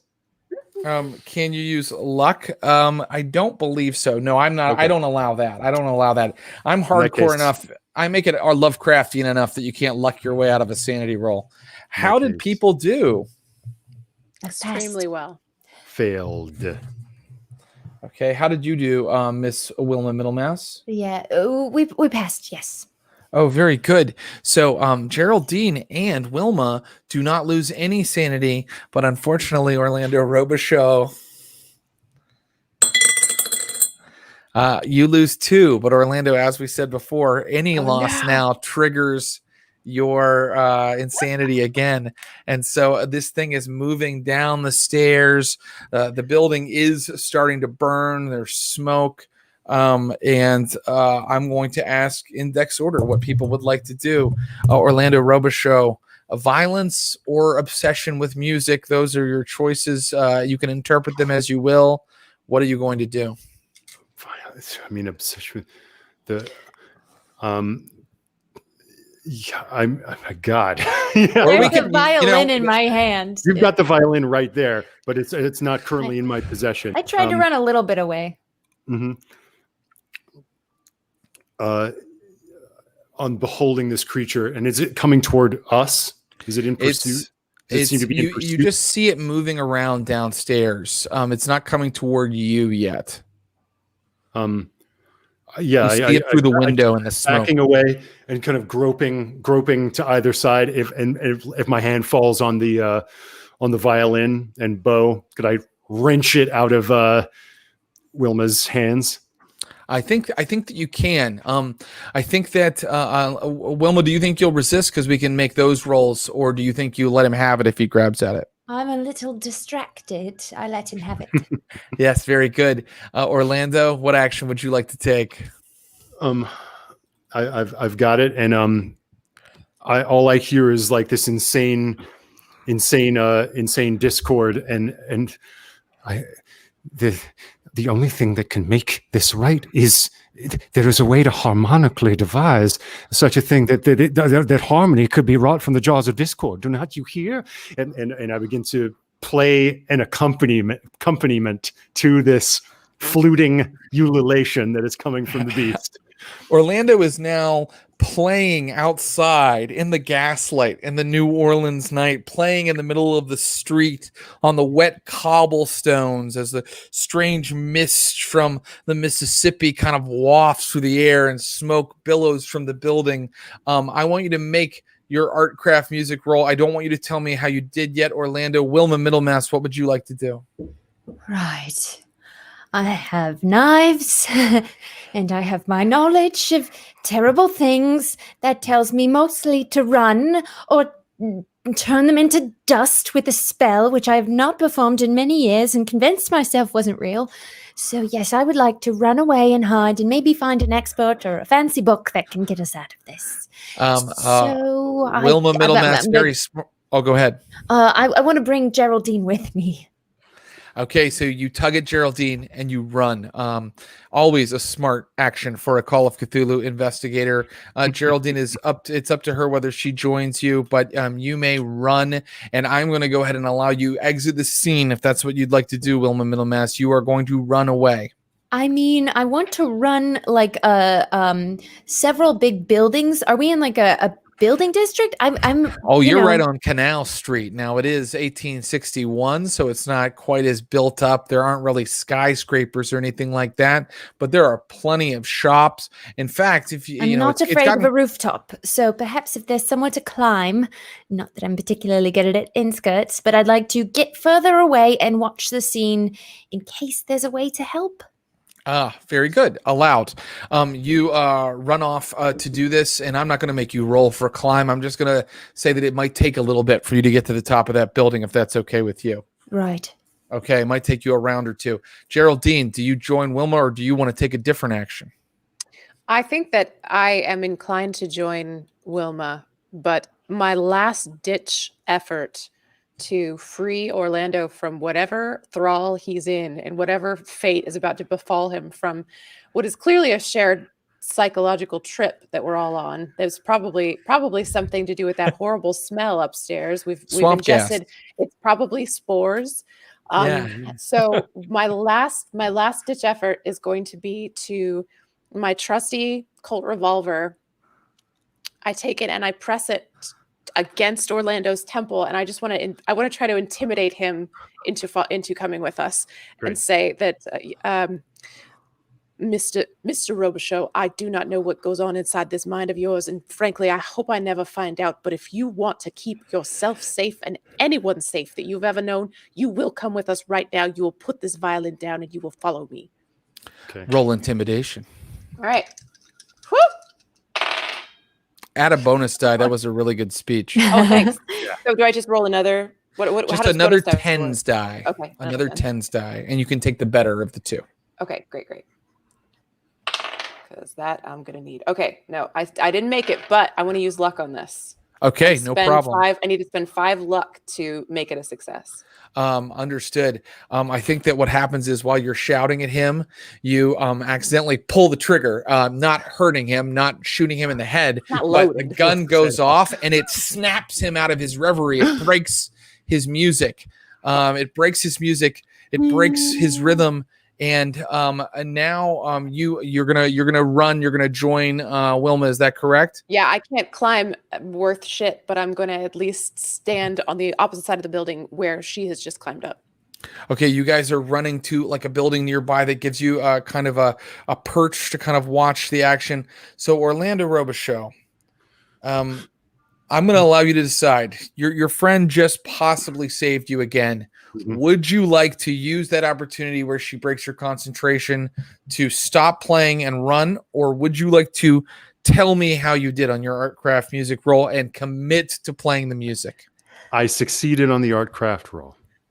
Okay. Are you committing to finishing the accompaniment to "Oh Come the Rapture"? But it seems that but I'm just like going and bang, and for a second it's like wee. It's just ears ringing, and I can't finish.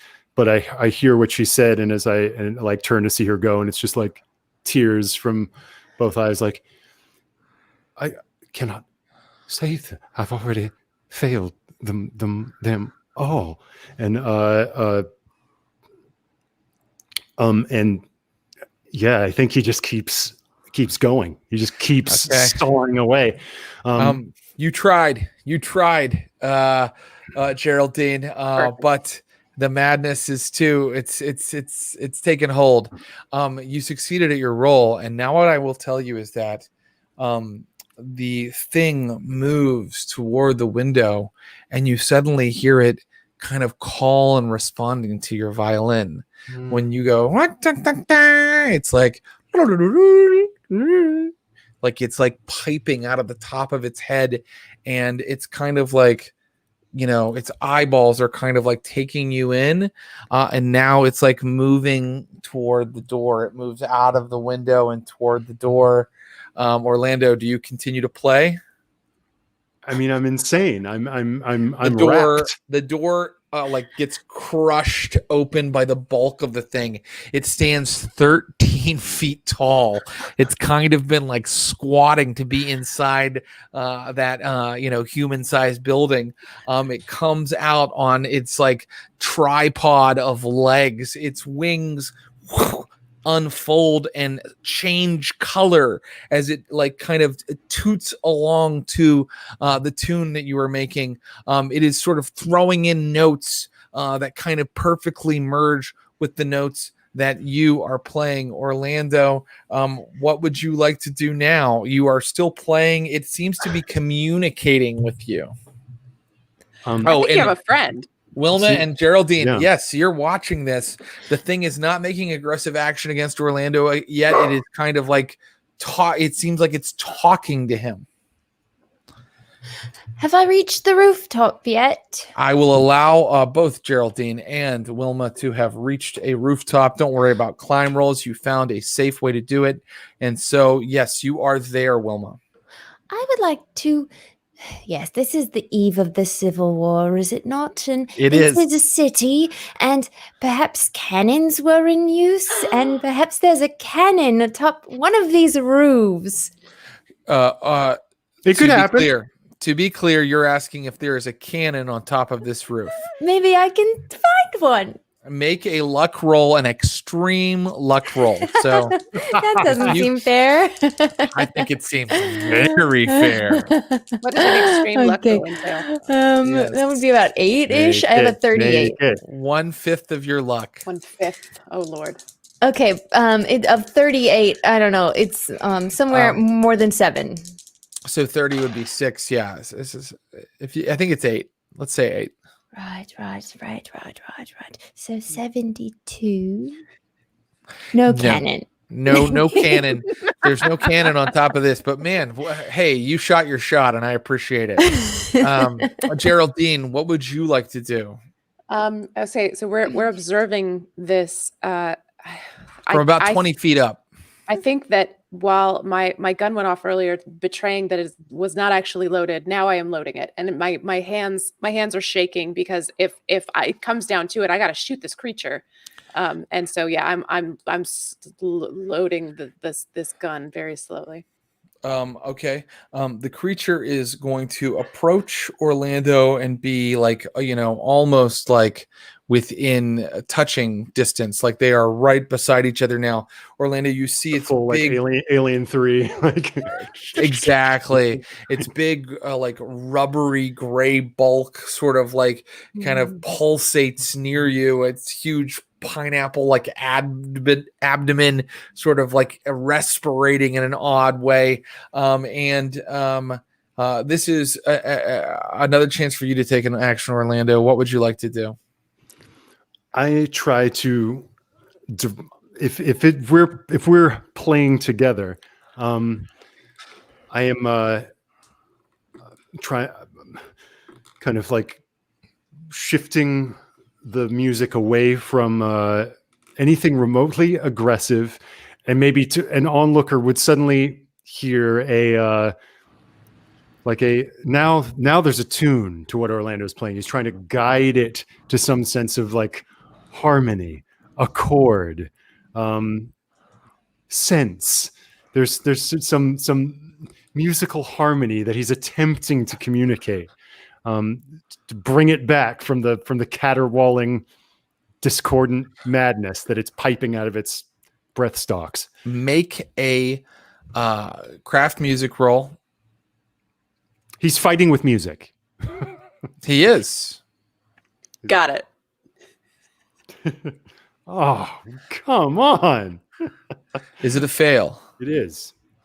Okay. Do you want to push, or can you use luck? I can't use luck. It's too great a disparity. I mean, this might be the end of Orlando. It really might be. I mean, why wouldn't I? I mean, it's too. The stakes are too high. Yeah, here we go. Tell me what tactic he's using. How is he playing differently now? When he pushes the roll? Yes, he's had his eyes open, just beholding this thing, and playing along to the, like every time it lets out like a whoo, he's like finding the note that creates a chord, and now that he's been following, they've met each other. They're playing like it's not harmonies, they're octaves apart. So they're playing the same note. It's almost like it's two minds, like when jazz musicians get in the pocket. And what Orlando is trying to do now is to take the lead. And so his eyes close and he begins to play a song he wrote years ago, 30 years ago, 20 years ago. The last time he was dealing with this. It's a song called Alma. And it's a song that has a distinctly Spanish flair. It sounds like a violin's interpretation of a Spanish guitar, but tragically so. And You hear the voice of a woman you once know in your ear, and she says, "Play, Orlando, play." Holy shit! So music craft. Yes, sir. I rolled a 4. The spirit of Alma possessed you. That's amazing. Check the skill. You get a critical success. So, among other things, I'm going to let you narrate what you'd like. Yes, there she is. Alma Serrano, a fallen member of the Neptune Society, formerly played by the wonderful Miss Becca Scott. Yes, Orlando, you have achieved telepathy with this thing. But as you said, you are taking the lead. So that telepathy is going to allow you to ask 2 questions. Ooh. And then you may narrate what you want it to do. You are communicating with it and you are taking the lead. You can kind of tell it to do something. So 2 questions, and then let me know what you want it to do. 2 questions, 1 command. What do you want? Okay. The answer comes back to you. Soft human flesh, apes. Oh God.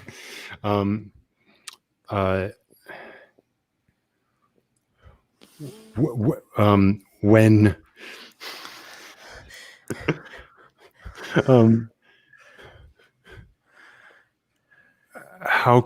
when will you leave? Oh, okay. This feels like a Ouija board game. Mm-hmm. If you need apes, I can get you apes by 3 p.m. When we have collected the offering. Mm-hmm. Those are your 2 questions. What would you like him to do? It to do. I would like it to depart and leave us right now in peace to go. Would Wilma or Geraldine like to do anything? Take it back inside the portal, Orlando! I got a bead on it with my revolver. Yeah, I wanted to go back.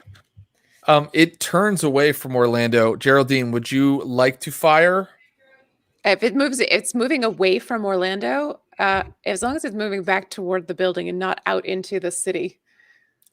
The front of Gilman Publishing goes up in flames. This thing turns toward the building and begins walking into a burning building. That's fine.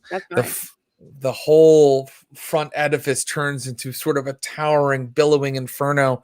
And as the door frame kind of crackles and falls to pieces, the creature kind of climbs inside, and you see it as the structure is crumbling, climbing the stairs. It seems completely unhurt by the roaring flames, the high temperature caused by the inferno. And soon it has disappeared within the fire. And that's when you hear the bells of the New Orleans Fire Brigade down the street. I run away. Up here, Orlando! Ladies, do you join him in running away, or is there anything else you'd like to do before leaving Gilman Publishing? I'd like to make tracks. Is there anything else we can see? Specifically, if I look into the fire, do I see what's happened to a certain white light? You do not. I'm sorry. There's just nothing. So you guys are all running, and Wilma looks back one last time and is trying to see if that doorway is still there. But unfortunately, it's just impossible to tell. It was back in that far room. Who knows what has happened with that portal? Let us end the scene there, and let me ask you where you would perhaps stop to kind of take stock and decide your next move. I assume I'm keeping rooms. Definitely not to the fine establishment that we visited earlier in this evening, but I would like to invite them back to my humble rented room. Very good. You still kept a room in the French Quarter, and I think it's probably on the north end, kind of overlooking the big cemetery that they have there. Because Wilma is, a spooky gal. I like it too. And so there you are, as the night turns from deep black to kind of blue. Dawn is slowly approaching, and you're all sitting in the room and resting. God, you need to rest, and if you rest, I can give each of you an HP back. You're welcome. I'm a big man. I'm a magnanimous keeper. And Wilma's rooms really aren't much. If you think about old 19th century novels about poor artists, they had a cot and a table and some cockroaches. You know what? My hat burned up tonight. I need a new hat. Hardly seems to be the first topic of conversation that we should cover. Right, I'm sitting. well, There's a very basic entry level carpentry class type wooden chair next to this table. And Wilma, me, I'm Geraldine. I sit down and I've got my revolver on my lap, and I'm staring into the middle distance, and I'm not making eye contact with anyone. I'm just reviewing and cataloging all of the experiences that I've had today, and one by one dissecting them for the tragic but explainable circumstances that they were. There's obviously a mass hallucination. Maybe perhaps it was could have been a black mold that we inhaled a bit of it. Please feel free to interrupt me. I'm just mirroring the gesture she did before to me when she came to after having been temporarily blinded. I grab her face and I say, Geraldine, there are things you can never unknow. There are unholy things in the universe, not even on our world. It's not from here, and now we are the ones who know about it. This thing will take life, and there is no answer to it, and now you must suffer like those of us that know things have been made to suffer. It was inside my mind. What? It was inside my mind. And I was inside of it. And we communed together in a strange duet. And though it left tonight, it shall return until it's had its fill of the flesh of apes. Until the chain is broken, it shall come and come again until it is sated, until it has the sacrifice that it was promised. Did it feel like a pet, sort of? Like an animal that one might care for? Orlando, what I will let you know is that based on Wilma's question, it felt extremely intelligent, and it did not feel unreasonable, actually. The conversation was held kind of casually inside your mind. Of course, with this knowledge, we could always choose what type of person that we would like to feed it. I'm sorry, what? Intriguing. This is every session, every storyline of the Neptune Society has the Wilma-Middlemass turn, where she decides to do the awful, horrifyingly insane thing. Sure, I'm sorry, I didn't mean to interrupt you. Go ahead. No, that's it. But if those doors through which they come are opened by the song, then no one who knows it is safe, and they will feed and feed until 600 souls have been devoured. They say whoever that, has but been taken already. Right. Wouldn't they just start the count over? Who knows what non-Euclidean mathematics their minds behold. They had some kind of deal with the Order of Dagon, and ostensibly you guys still have your hands on the contract. It is an intelligence. It knows of aesthetics and of contract law. Do we have it on our person still? We must have grabbed it. It's been so long ago. I checked my person.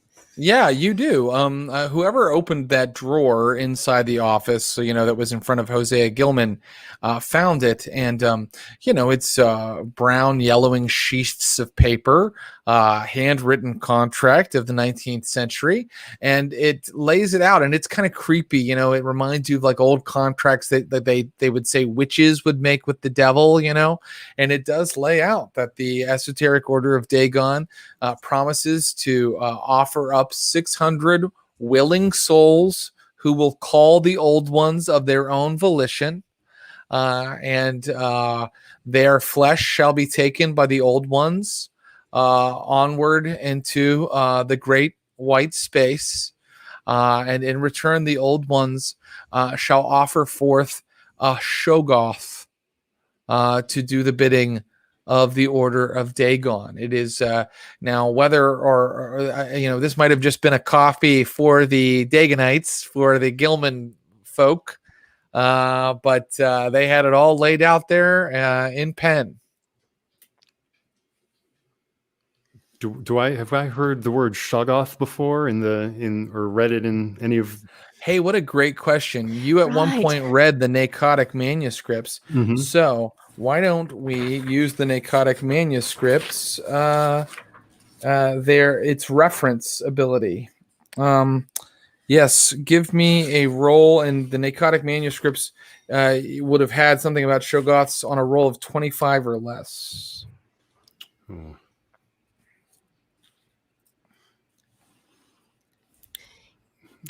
Wouldn't you know it? I rolled a 52. Well, here's what I think.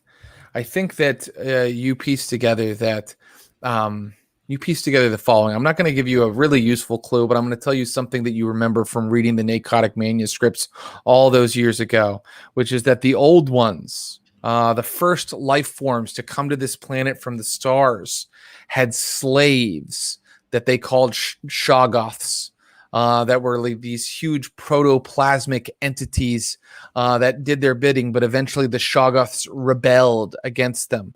So these massive slaves, the Shoggoths, apparently they're selling one to modern cultists in exchange for this massive sacrifice via music. Right.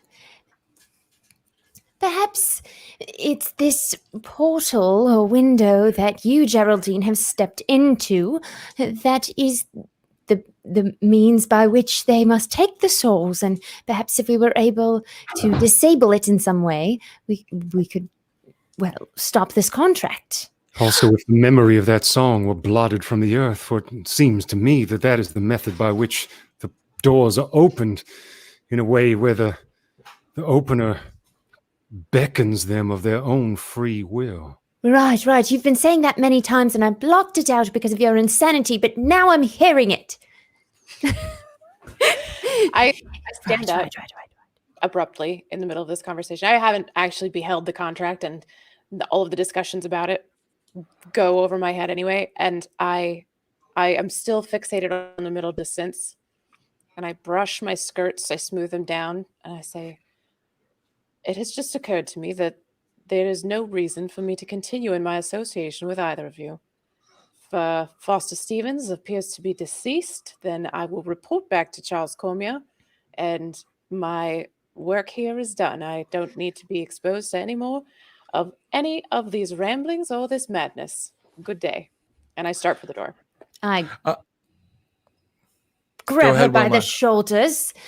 Geraldine Beauregard, you have proven yourself a woman of the law, and you know many, many people will die if you don't help to destroy every bit of this sheet music in this town. Your task is simple, and you may not if you call yourself someone that upholds the law and dignity and is a lady. disregard this duty. Oh, God, it works. It's exactly the kind of thing that was going to get her.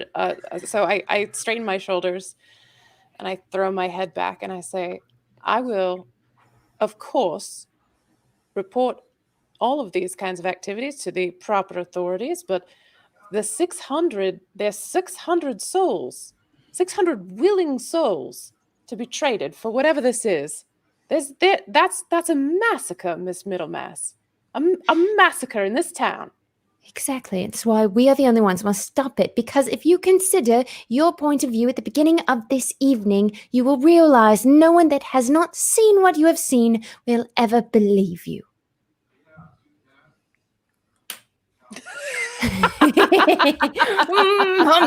It's not a bad point. It's not a bad point. And so I guess, Geraldine, you can decide. And you know what? I want you to know there's no way to crash the adventure. But we are coming to the end of our time tonight. And I want to set one last little cliffhanger or last scene based on what we decide. So Geraldine, is Geraldine convinced by Wilma to stick with Orlando and Wilma, or does she walk out the door to go and notify the authorities and talk to Charles Cormier? Wilma and Orlando are clearly off their rocker. And for all of the things that I've ever seen in my life, nothing tonight has made any sense. It has been a complete one-off. Everything else in the world has had a reasonable explanation. And I believe very strongly that Wilma and Orlando both desperately need the help of a doctor of some kind. Perhaps, therapy isn't a thing right now, but whatever the 1860s version of that is. And, right. and frankly, Wilma, Geraldine wouldn't, I wouldn't stay. I would head out the door.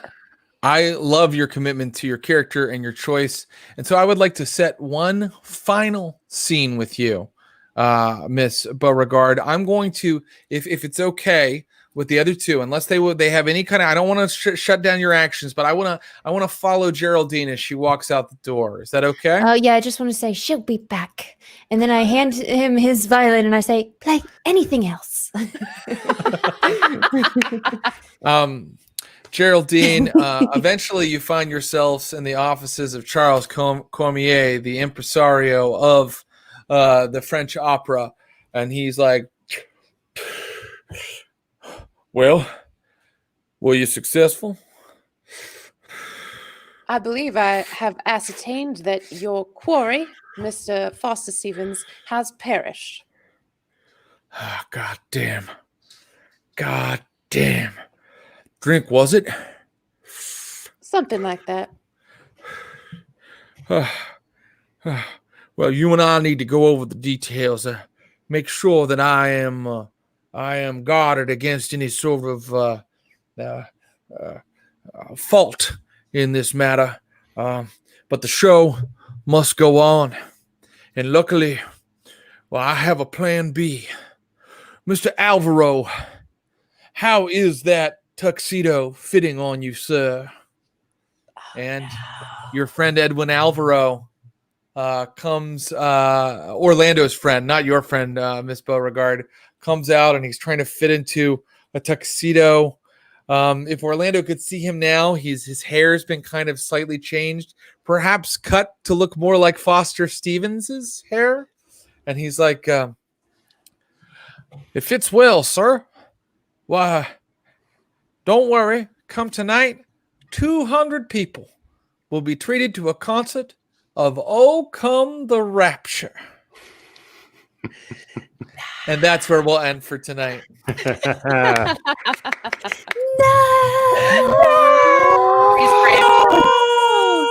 We forgot to go to the show. We didn't happen. It's happening in a couple hours. Maybe there's still time to stop it. Guys, thank you so much. That was just simply incredible. That was incredible again.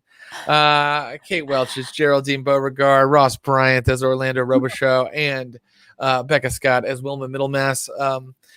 Give them a digital round of applause. Follow them on every kind of social thing they do. Look at their other projects and buy things that they sell.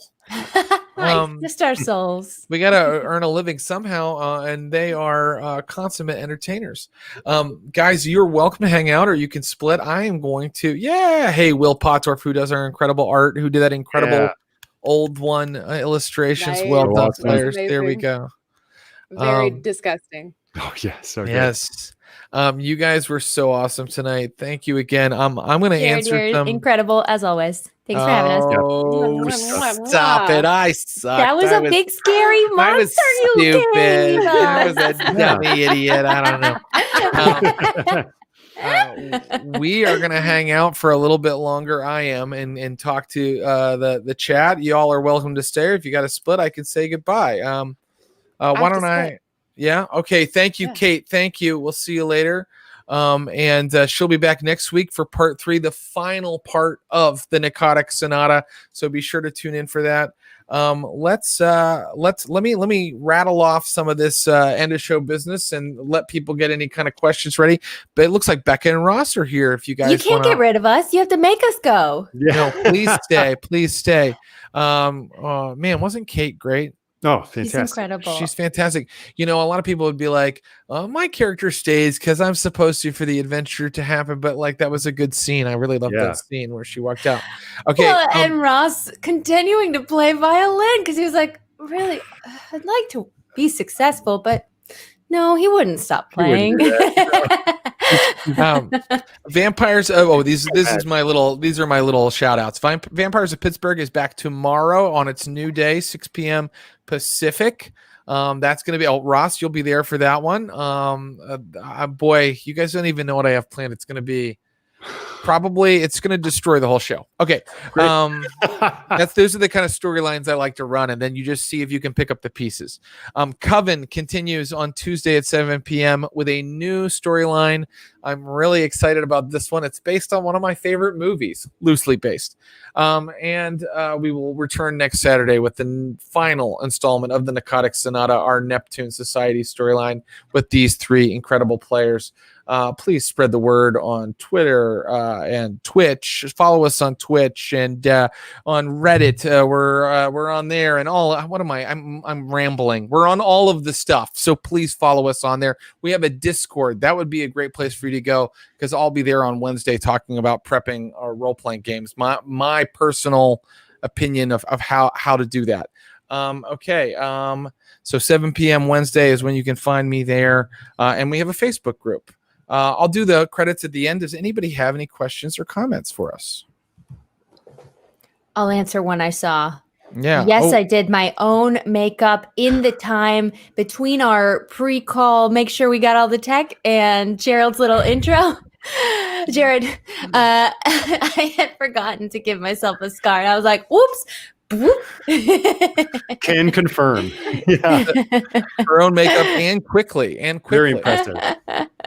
Well, what I learned is the less time you spend, the better it is. So ever a quiz bowl person. Very briefly, I moved around a lot as a kid, and I basically the way it would work is like right as I found a club or interest that I was really getting into at one school, we'd move to a new school where like that didn't exist. So like, that's how you got so funny because you had to make friends fast. Yeah, I had those in high school. Yeah, I did. But yeah, so I did for a second, and then I went to a different school. So I never actually competed. I'll never forget how hard it was. Like I moved from a school that had great drama. Like they put on full plays and like staged them and spent a little money on the sets to a school that didn't have it at all. And I was like, what the? Come on. I'm an artist. How I can't work with this. But the move ended up being a good thing for me. What's your favorite Cthulhu monster? Oh, that's a great question. You know, I like Nyarlathotep, the Crawling Chaos. Yeah, he's great. He's cool. Yeah. Also a great name. They all have great names. We haven't featured, I don't think, Nyarlathotep in the show yet, but you know, we're going to keep going and going. So eventually we'll get to all of them. Becca, do you have one? I'm still learning and reading many things about these monsters, but I did get the entire works of Lovecraft that's sitting back there. So, we'll have a better answer soon. I feel excited for you and sorry for you. Yeah. Shoggoths were portrayed in the first episode of Lovecraft Country, and they're very scary. Yeah, they are. Yeah. Lovecraft Country has all kinds of cool shit in it. I read the book too. It's like really, really great. My favorite Cthulhu monster, boy, that's super hard. It's very tough, but I think you can tell by the fact that I have made the Order of Dagon the recurring villain of the Neptune Society that I do love the fish people, the deep ones. So that's probably my favorite. Because I think they can talk before they turn into fish, which is useful when you're like running scenes and stuff. It's useful for a role playing game. And you've got that one beautiful piece of artwork that I think Ross did. Yes. That as much as you can use that guy, you gotta. Yeah. Yeah. Yeah. Man, I did just read Dreams in the Witch House, and there's like a character, a little creepy monster in that named Brown Jenkin, which is like a half rat, half man witch's familiar. And the way it's described is just on the surface, it sounds more silly than scary, but in a way that makes it worse. Like it's just so wrong and weird, and kind of it's uncomfortable in its wrongness. Which is Brown Jenkin is a definite follow-up for me, and if you are a Dreams in the Witch House fan, watch Coven, because it's the only Cthulhu monster I've let in Coven so far. They are in Arkham, so they do run into a couple named creatures. In your opinion, is Clan La Sombra? Oh, we're deep in the weeds now, everybody. Is Clan La Sombra, affected by Lovecraftian creatures? They seem very Call of Cthulhu like. Well, Benjamin, you're talking about some vampire lore and mixing it with your Cthulhu lore. No, you can't do that. You cannot mix the scrolls. Yes. I think that, you know what? I don't know. And I haven't introduced La Sombra really into the, not by name, into the vampire show. But I would say if that was your concept in your game, that they are kind of worshiping gods of darkness, on the other side of a great black abyss. I think that's a fucking cool idea, and you should do that in your game. And I would love to play in a game where someone was smart enough to mix those two things together. That sounds like peanut butter and jelly to me. Okay. Yeah.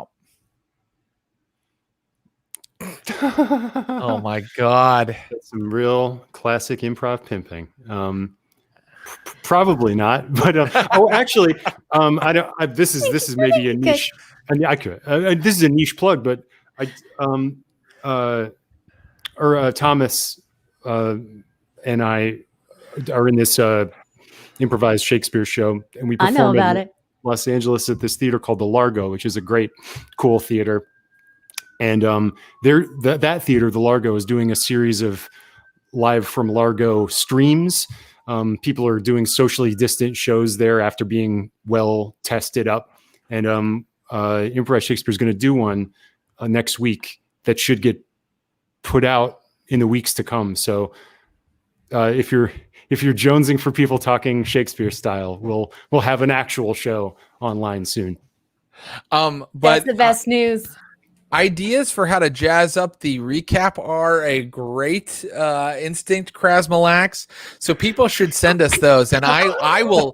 I'm not going to make poor Ross do a Shakespearean one, which seems like it would be very hard. You got to remember what happened and do it in a dialect. But I will do some if people come up with some. I don't mean dialect in Shakespeare, but if they just come up for ideas for the recap, maybe I'll do some. Yeah, I also just collected Krasmalax is a deep reference to an improvised Shakespeare show, I think. Oh, wow. That's awesome. No. Okay. Solid horror novel, Rex, heading into Halloween season. The first one I saw was Julius Caesar. They sound silly out of context. I love every improvised Shakespeare show. They are all brilliant. What about horror novel, Rex, guys? Do you have one, Mr. Bookman, Ross? Do you have a favorite horror novel? God, that's not like a genre I'm actually deeply read in. You're read in occult and esoterica, but not the horror novel. No actual horror novels. No. Yeah. I guess I don't know. I read one recently. I don't know if it's like a hot recommendation, but it is the last one I read. Dan Simmons, who wrote the Hyperion books. Yeah, I love him, which I loved. But he's got a book called The Hollow Man. That is very like, it's kind of in that Stephen King-y zone. It's about a guy who's telepathic, and he and his wife have a telepathic bond, and it takes some very dark and creepy turns. Dan Simmons always good. He's always good. I love Dan Simmons. What about you, Becca? Do you have a favorite horror novel? I don't read. These are just for show. No, I've only been reading Cthulhu scenarios recently, but I'm going to make a movie rec, which is The Invisible Man. That was great. Oh, yeah. I loved that. Great. I was happy that they finally got like a universal monster and updated it, and it was great, you know? Take back your power. Yeah. Really good. Yeah.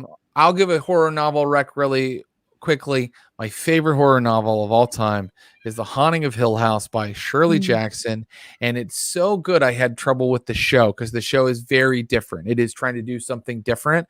But I was like, that's not who she is. That's, I couldn't, my nerdness took over and I could not even enjoy the show because Haunting of Hill House, I mean, I think it's a good novel, even if you're not trying to read horror. If you just want to read something that's interesting and about psychology, you should read The Haunting of Hill House. Is that it? Is that all of our questiones? Hey, thank you so much, Becca and Ross, for hanging out and answering some with me. Well, this was so much fun. Yes. And now I'm going to have to look up, make sure I'm on the mailing list for Improvised Shakespeare. Oh, yeah. Everybody should do that. How can do you know how they can get on that? We can probably tell them later if you don't know. Yeah. But Improvised Shakespeare has all its own social media stuff if you want to look it up. But I'll promote it on my Instagram also. Yep. At Ross BB, right? Mm-hmm. Yes, sir. Or just follow the Largo too. They'll promote it also. Great. Yeah. Everybody keep an eye out for that and watch it. Thanks again, guys.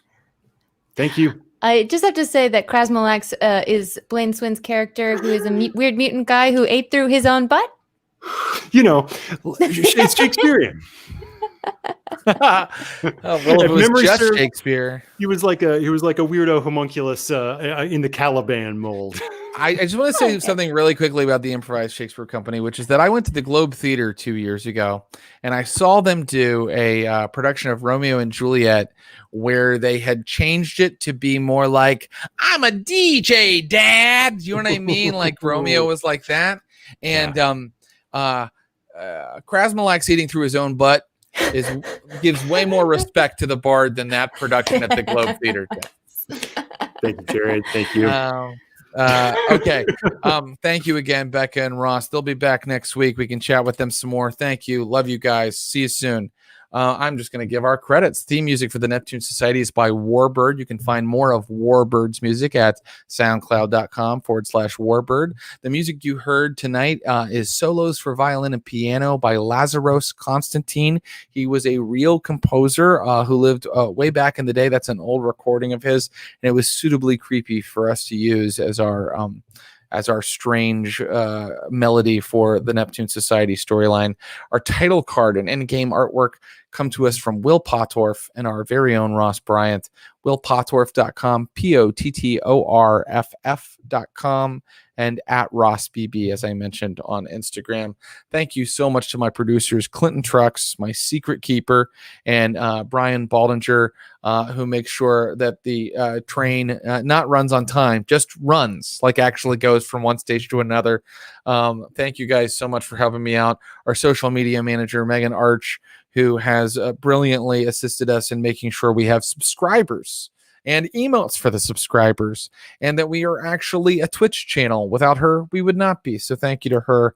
Our Stream of Blood logo was created by Garrett Ross. That's it. We'll see you next week. I loved this storyline so far, and I'm sad it ends next week, but let's kill everybody in the final chapter. You know what I mean? Really send them off right. Until next time, Shub Nugrath Cthulhu Fatagan.